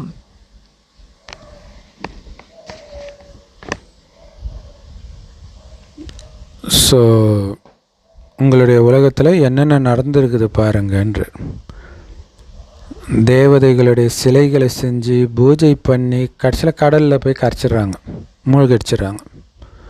அப்போ எவ்வளோ செலவாகி இருக்கும், எவ்வளோ நேரம் செலவாகி இருக்கும், காசு செலவாகி இருக்கும், ஆள்பலம் செலவாகி இருக்கும். ஸோ அப்போ உங்களால் புரிஞ்சிக்க முடியுதில்ல, அவங்க எவ்வளோ காசை இப்போ கூட செலவு பண்ணிகிட்டு இருக்கிறாங்க பக்தி மார்க்கத்தில். அதிலிருந்து நம்மளை விடுவிச்சிருக்கிறேன். மீண்டும் இதே மாதிரியே நடக்கும். மீண்டும் நீங்கள் செலவு பண்ணுவீங்க பக்தியில், அப்புறம் பாபா உங்களை விடுவிப்பார். தங்க யுகத்தில் இந்த மாதிரி விஷயங்கள், பக்தி மார்க்கத்தின் எந்த விஷயங்களும், இந்த தேவிக்கு சிலை வடிக்கிறது, இந்த மாதிரி விஷயங்கள்லாம், அல்லது வேத சாஸ்திரங்களை படிக்கிறது, எதுவுமே அங்கே நடக்காது. பாபா இதில் என்ன சொல்கிறாங்கன்னா, பக்தி மார்க்கத்தில் நம்ம இந்த மாதிரி பணத்தை எல்லாம் செலவு பண்ணியிருக்கிறோம் இல்லையா, அது திரும்பவும் பண்ணுவீங்க. இது நாடகத்தில் அப்படி தான் இருக்குது, நடக்கும் அப்படின்னே சொல்கிறாரு. இப்போ பாபா சொல்லிட்டாரு அப்படிங்கிறதுக்காக இவங்க யாரும் அதை விட போகிறது கிடையாது. அது பாட்டு அது நடந்துட்டு தான் இருக்கும். துவாபரிகம் ஸ்டார்ட் பண்ண உடனே திருப்பி நீங்கள் பக்தி செய்வீங்க, கோயில் குளம் கட்டுவீங்க, நிறைய அன்னதானம் பண்ணுவீங்க, இது எல்லா விஷயமே நடக்கும் அப்படின்னு சொல்கிறாரு.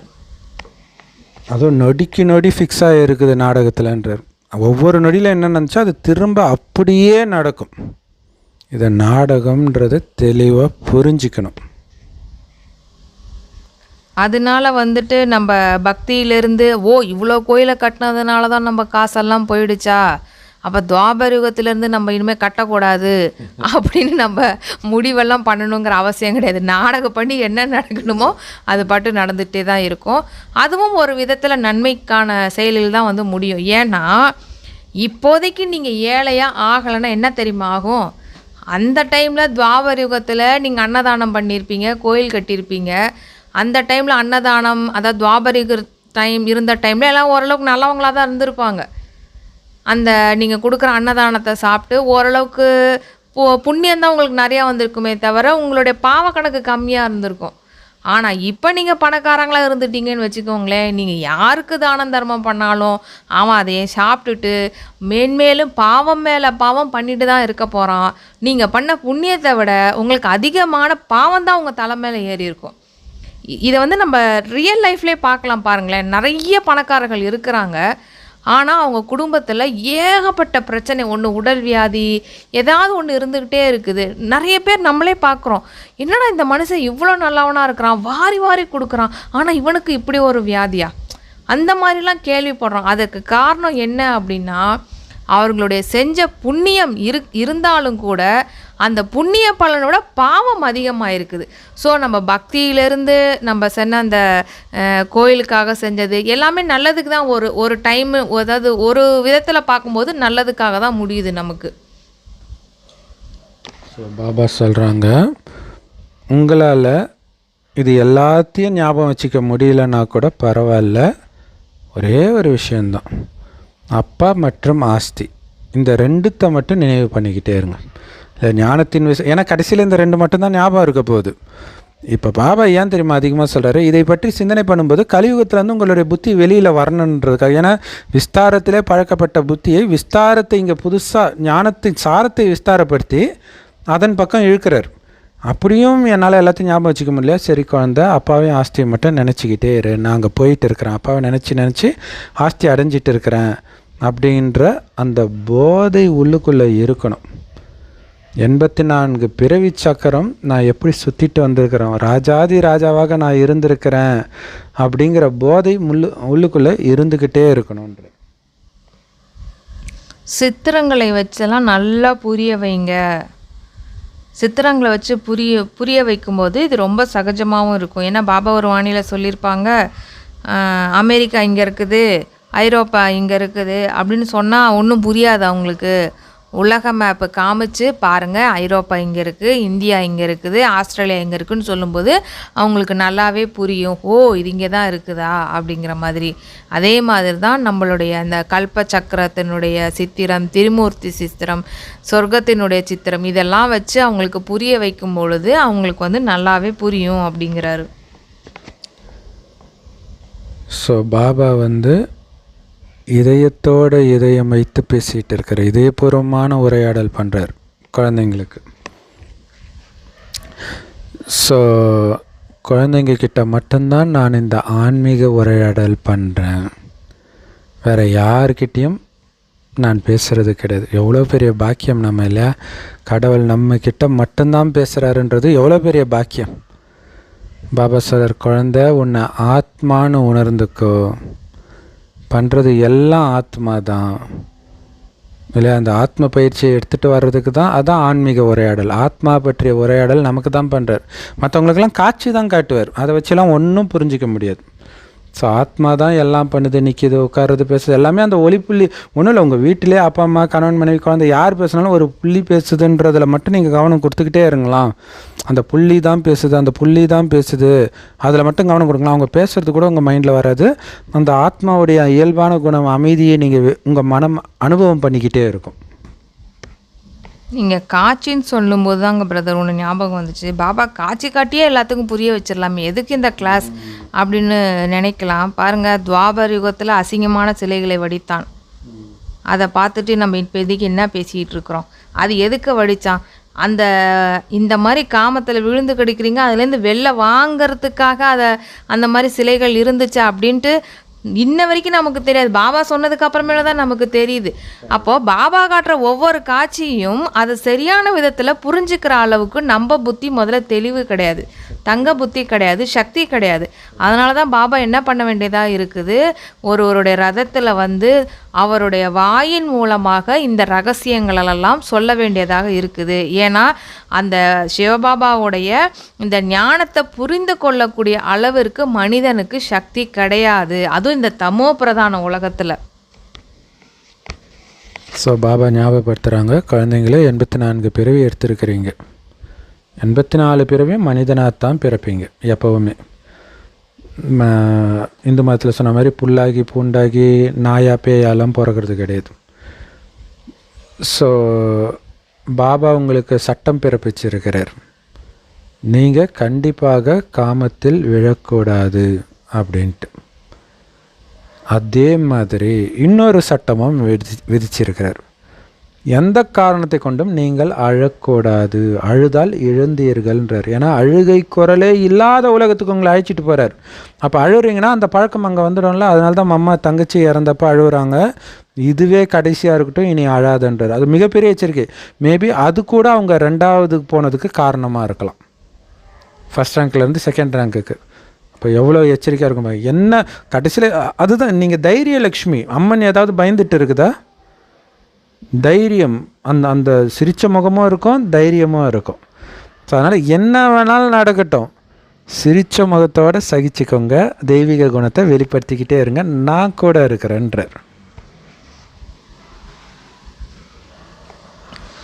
அந்த உலகமே மகிழ்ச்சியில் இருப்பதற்கான உலகம்.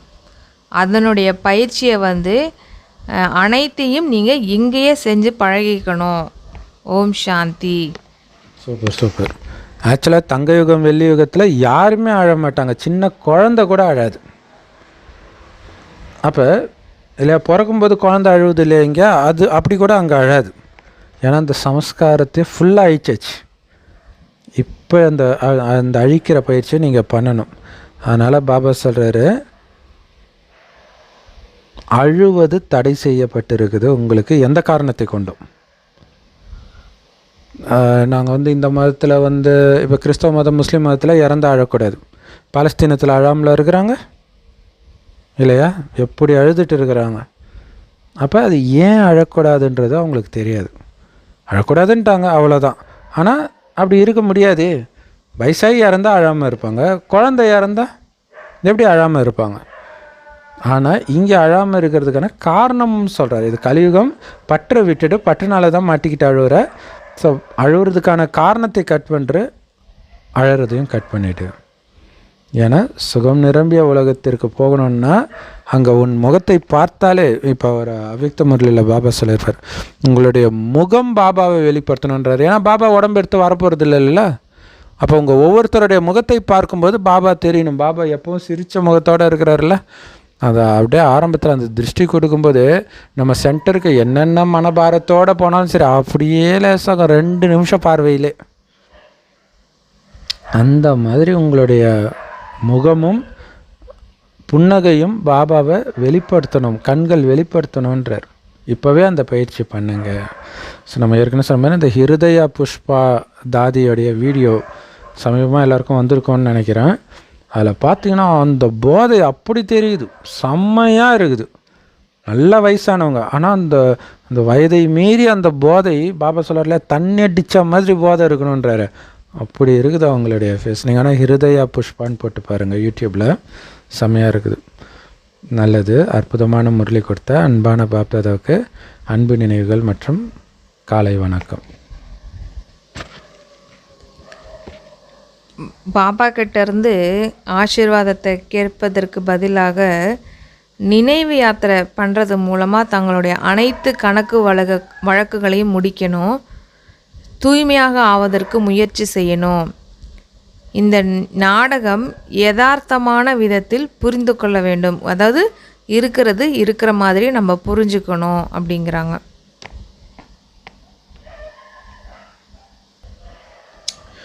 இந்த பழைய உலகத்தை பார்த்துக்கிட்டே இருந்தாலும் பழைய உலகத்தின் எதுவுமே உங்களுக்கு ஞாபகம் இருக்கக்கூடாது. டக்கு டக்குன்னு கடந்ததாக்கிடணும். ஏதோ போன ஜென்மத்தில் நடந்த மாதிரி தெரியணுன்றார். அதை அசை போடுறதுனால உங்களுக்கு சந்தோஷம் வரக்கூடாது, பாபாவை நினைக்கிறதுனால தான் சந்தோஷம் வரணும். அப்போ நீங்கள் ஒரு காரியம் செய்யும்போது உங்கள் மனம் கண்டதை அசை போடும் இல்லையா, அதுக்கு பாபாவோடு புத்தியை இணைச்சிட்டு காரியம் செய்யுங்க. அதான் கர்மயோகி ஆகுங்கள். ஸோ சதா காலமும் ஆனந்தமாக இருக்கக்கூடிய பயிற்சி பண்ணுங்க. வெளி உலக விஷயத்தை நீங்கள் கேட்கல பார்க்கலனாலே சந்தோஷமாக தான் இருப்பீங்க. ஸோ அந்த பயிற்சி இருந்துக்கிட்டே இருக்கணும். ஒருபொழுதும் எந்த காரணத்தை கொண்டும் அழக்கூடாது. செம பவர்ஃபுல் வரதானம். பாபா சொல்கிறாங்க, குடும்பத்தில் இருந்துக்கிட்டே நான் என்கிற உணர்வை முற்றிலும் சந்நியாசம் செய்வதன் மூலமாக மாயையை வென்றவர் மற்றும் உண்மையான ட்ரஸ்டி ஆகுங்கள்.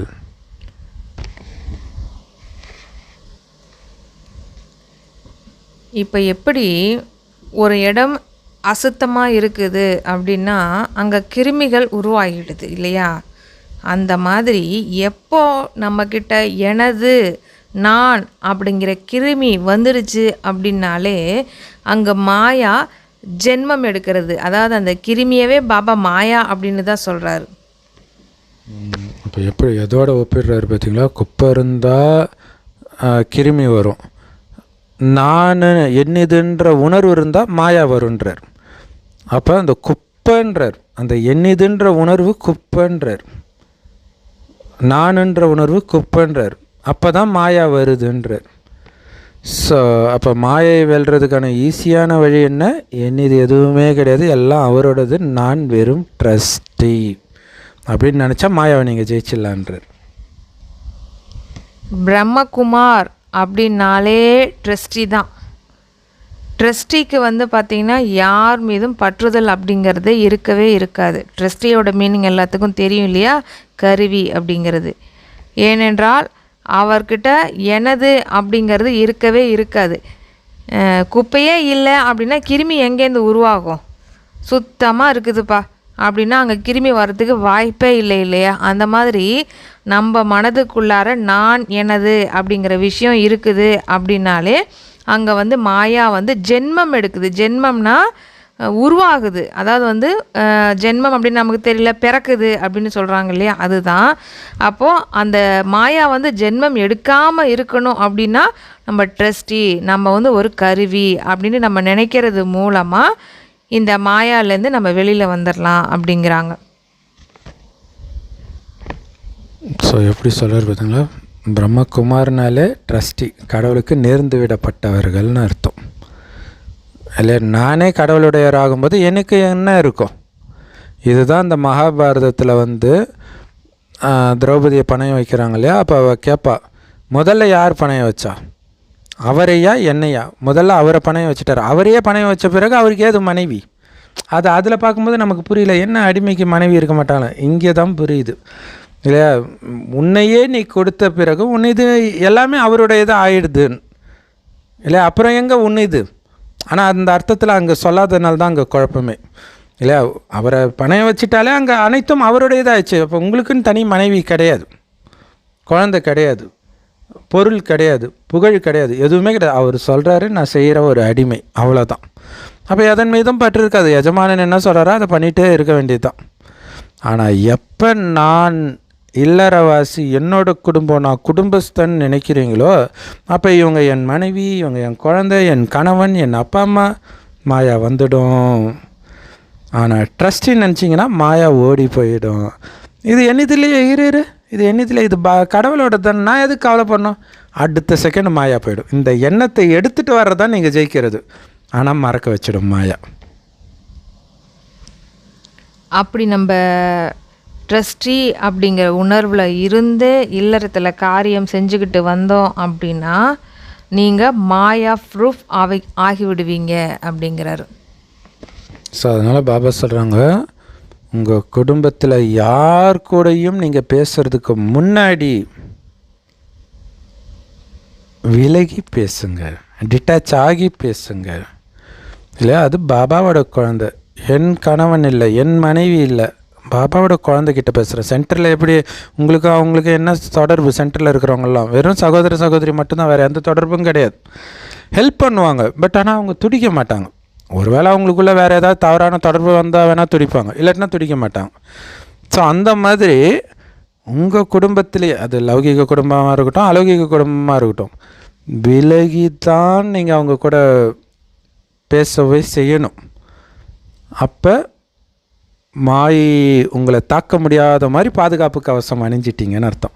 ஸோ விலகிட்டு பேசுங்க. இன்னும் கேட்டிங்கன்னா அன்பு கொடுக்கறதுக்கு முன்னாடி கூட விலகிட்டு அன்பு கொடுங்கன்றார், இல்லைன்னா விழுந்துடுவீங்கன்றார். இப்போ நம்ம இல்லற மார்க்கத்தில் இருக்கிறவங்களுக்கு நிறைய சகோதர ஆத்மாக்கள், அதாவது கணவரோ மனைவியோ குழந்தைங்கள், அந்த மாதிரி நிறைய கர்மவினை காரணமாக நிறைய டெஸ்ட் பேப்பர் நமக்கு வரும். ஒரு சில விஷயங்கள் வந்து பார்த்தோம் அப்படின்னா, ஒரு கதை பாருங்கள். ஒரு அம்மா அப்பா அந்த குழந்தைய நல்லா படிக்க வைக்கிறாங்க. அந்த குழந்தைய நல்லா பெருசாகுது, நல்லா படிக்குது. அந்த குழந்தையும் வேலைக்கு போகிறதுக்கு கொஞ்ச நாளைக்கு முன்னாடி வந்து பார்த்திங்கன்னா அந்த அப்பா அம்மா இறந்துடுறாங்க. அப்போது அந்த குழந்தையுடைய மற்ற சகோதர சகோதரிகள்லாம் இருக்கிறாங்க இல்லையா, ரொம்ப கவலைப்படுறாங்க. என்னடா இந்த மாதிரி ஆயிடுச்சு அப்படின்ட்டு வந்து ரொம்ப ஃபீல் பண்ணுறாங்க. அதனால் அவங்களுக்கு ஒரு மிகப்பெரிய மன உளைச்சல்லாம் வருது அவங்களுக்கு. அப்போது ஒரு விஷயம் நம்ம யோசிக்கணும். சகோதர சகோதரிகளை விட அந்த தாய் தந்தைக்கு தான் அதிகமான அன்பு அந்த பையன்கிட்ட இருந்திருக்கும். ஏன்னா எல்லாருமே குழந்தைங்க தான் இல்லையா. அப்போது அந்த பையனை நல்லபடியாக வளர்த்து படிக்க வைக்கணும் அப்படிங்கிறது அந்த அப்பா அம்மாவுக்கு தான் அதிக அன்பு கவனம் எல்லாமே இருக்கும். அவங்களே கவலைப்படலை, இறந்துட்டாங்க. இன்னொரு இடத்துல குழந்தையா பிறகு சந்தோஷமாக இருக்கிறாங்க. ஆனால் அந்த பையனோட கூட பிறந்தவங்க எல்லாருமே ஒரு மன உளைச்சல், இவன் இப்படி ஆயிட்டானே அப்படி ஆயிட்டானே அப்படின்ட்டு அவன் அவன் இப்படி ஆயிட்டானேன்னு நினச்சி இவங்க லூஸ் ஆகிடுறாங்க. அப்போ பாருங்கள், இதுலேருந்து நமக்கு என்ன விஷயம் தெரியுது அப்படின்னா, எந்த ஒரு ஆத்மாவோட கணக்கும் அவங்களுக்கும் நமக்கும் கிடையாதுங்கிறது தான் உண்மை. இங்கே எல்லாமே பாபாவோட சம்பந்தத்தில் தான் இருக்குது. ஆனால் இதை நம்ம எப்படி புரிஞ்சுக்கிறோம் அப்படின்னா, எல்லாமே நமக்கு சம்பந்தத்தில் இருக்குது, நம்மளால தான் எல்லாம் முடியும், நம்ம தான் செய்யணும் அப்படின்ட்டு நினைக்கிறோம் இல்லையா? அதுதான் இங்கே வந்து பார்த்திங்கன்னா மிகப்பெரிய பிரச்சனைகளை கொண்டுட்டு வருது. இது பாபாவோட குழந்தை, பாபா பார்த்துப்பாரு, மற்றபடி அவர்களுக்கு தேவையான உதவிகள் எல்லாம் நம்ம செஞ்சிட்ருக்கலாம். பட் ஆனால் அங்கே பற்று அப்படிங்கிறது இருக்கக்கூடாது. அதுவும் ஒரு சகோதர ஆத்மா, அதுக்கு தேவையான விஷயங்கள், அதுக்கு என்ன தேவையோ அது பாபா கிட்டேருந்து வாங்கி கொடுக்கறது தான் நல்லது. ஸோ ஸ்லோகனும் செம பவர்ஃபுல்லானது. எங்கே என்னதுன்னு ஒரு அபிமானம் வருது அல்லது ஒன்றுத்தின் மீது அபிமானம் பிடிக்குது அப்படின்னா கண்டிப்பாக உங்களுக்கு அவமான உணர்வும் இருக்கும். இல்லை அபிமானம் இருந்துச்சுனாலே, இப்போ ஒருத்தர் உங்களுக்கு பிடிக்குது, அவங்க உங்களை கண்டுக்கவே இல்லைன்னா உங்களுக்கு அவமானமாக ஃபீல் ஆகும். ஏன்? நீங்கள் அவங்க மேலே வச்ச அபிமானத்தினால வந்த பிரச்சனை இது. ஸோ அதனால தான் அபிமானத்தை விட்டுருங்க. யாரும் யாருக்கும் சொந்தம் இல்லை, எல்லோரும் பாபாவுக்கு மட்டுமே சொந்தம். அவ்யக்த இஷாரா, சத்தியத்தன்மை மற்றும் நல்லொழுக்கத்தை தாரணை செய்யுங்கள். மனிதர்கள் நீங்கள் உட்கார்ந்தாலும் நடந்தாலும் பேசினாலும் சேவை செய்தாலும் உங்களுடைய மனதின் தூய்மையும் சத்தியத்தன்மையும் அனுபவம் பண்ணணும். உங்களுடைய ஒவ்வொரு அசைவுலையும் உட்கார்ந்தாலும் அந்த சத்தியத்தன்மை தெரியணும், பேசினாலும் சத்தியத்தன்மை தெரியணும், நீங்கள் காரியம் செய்தாலும் சத்தியத்தன்மை தெரியணும். அதை லட்சியமாக வைத்துக்கொண்டு நீங்கள் ஒவ்வொரு காரியத்தையும் செய்யணும். அப்போ தான் உங்களால் பாபாவை வெளிப்படுத்தக்கூடிய கருவியாக மாற முடியும். அதுக்கு என்ன பண்ணணும் தெரியுமா? தூய்மையின் ஜோதி சதா பிரகாசமாக எரிஞ்சிக்கிட்டே இருக்கணும் நிரந்தரமாக. இல்லை, நான் தூய்மையான ஆத்மா அப்படிங்கிறது சதா மைண்டில் இருக்கணும். சின்ன சலனம் கூட வந்துடக்கூடாது, மைண்டுக்குள்ளே குழப்பம் வந்துடக்கூடாது. இல்லையா? நான் அப்பாவை வெளிப்படுத்துகிற ஜோதி, அவ்வளோதான். ஸோ எந்த அளவுக்கு இந்த தூய்மையின் தீபம் ஆடாமல் அசையாமல் இருக்குதோ, மாயின் புயல் அணையாமல் இருக்குதோ, அந்த அளவிற்கு மனிதர்கள் அப்பாவை ஈஸியாக அடையாளம் கண்டுக்குவாங்க. இது கண்டிப்பாக கடவுளுடைய குழந்தையாக தான் இருக்கணும். அதனால தான் அவங்கக்கிட்ட அவ்வளோ ஆனந்தம். ஏன்னா ஒரு பிரம்மகுமாரியை மட்டும் அவங்க பார்க்க மாட்டாங்க. இப்போ ஒன்றும் இல்லை, ஒரு ஹவுஸ் ஓனர் இருக்கிறாங்க, அங்கே பிரம்மகுமாரி வாடகைக்கு இருக்கிறாங்கன்னு வச்சுக்கலாம். அவங்க போனதுக்கப்புறம் மறுபடியும் வேறு ஒரு பிரம்மகுமாரி அங்கே வரலாம். அப்போ பார்க்கும்போது எங்கள் வீட்டில் இருந்தாங்க அல்லது எங்கள் ஆஃபீஸில் இருந்தாங்க, அப்போ ஏற்கனவே ஒருத்தருடைய அறிமுகம் அவங்களுக்கு கிடச்சிச்சு. ரெண்டாவது தடவை பார்க்கும்போது இவங்களும் அதே மாதிரி டிட்டோவாக இருக்கிறத பார்க்கும்பொழுது அங்கே தான் இவங்க கடவுளை பார்க்குறாங்க. ஓ, 2 பேர்கிட்டையும் நான் பார்த்தது கடவுளை, அந்த குணத்தை.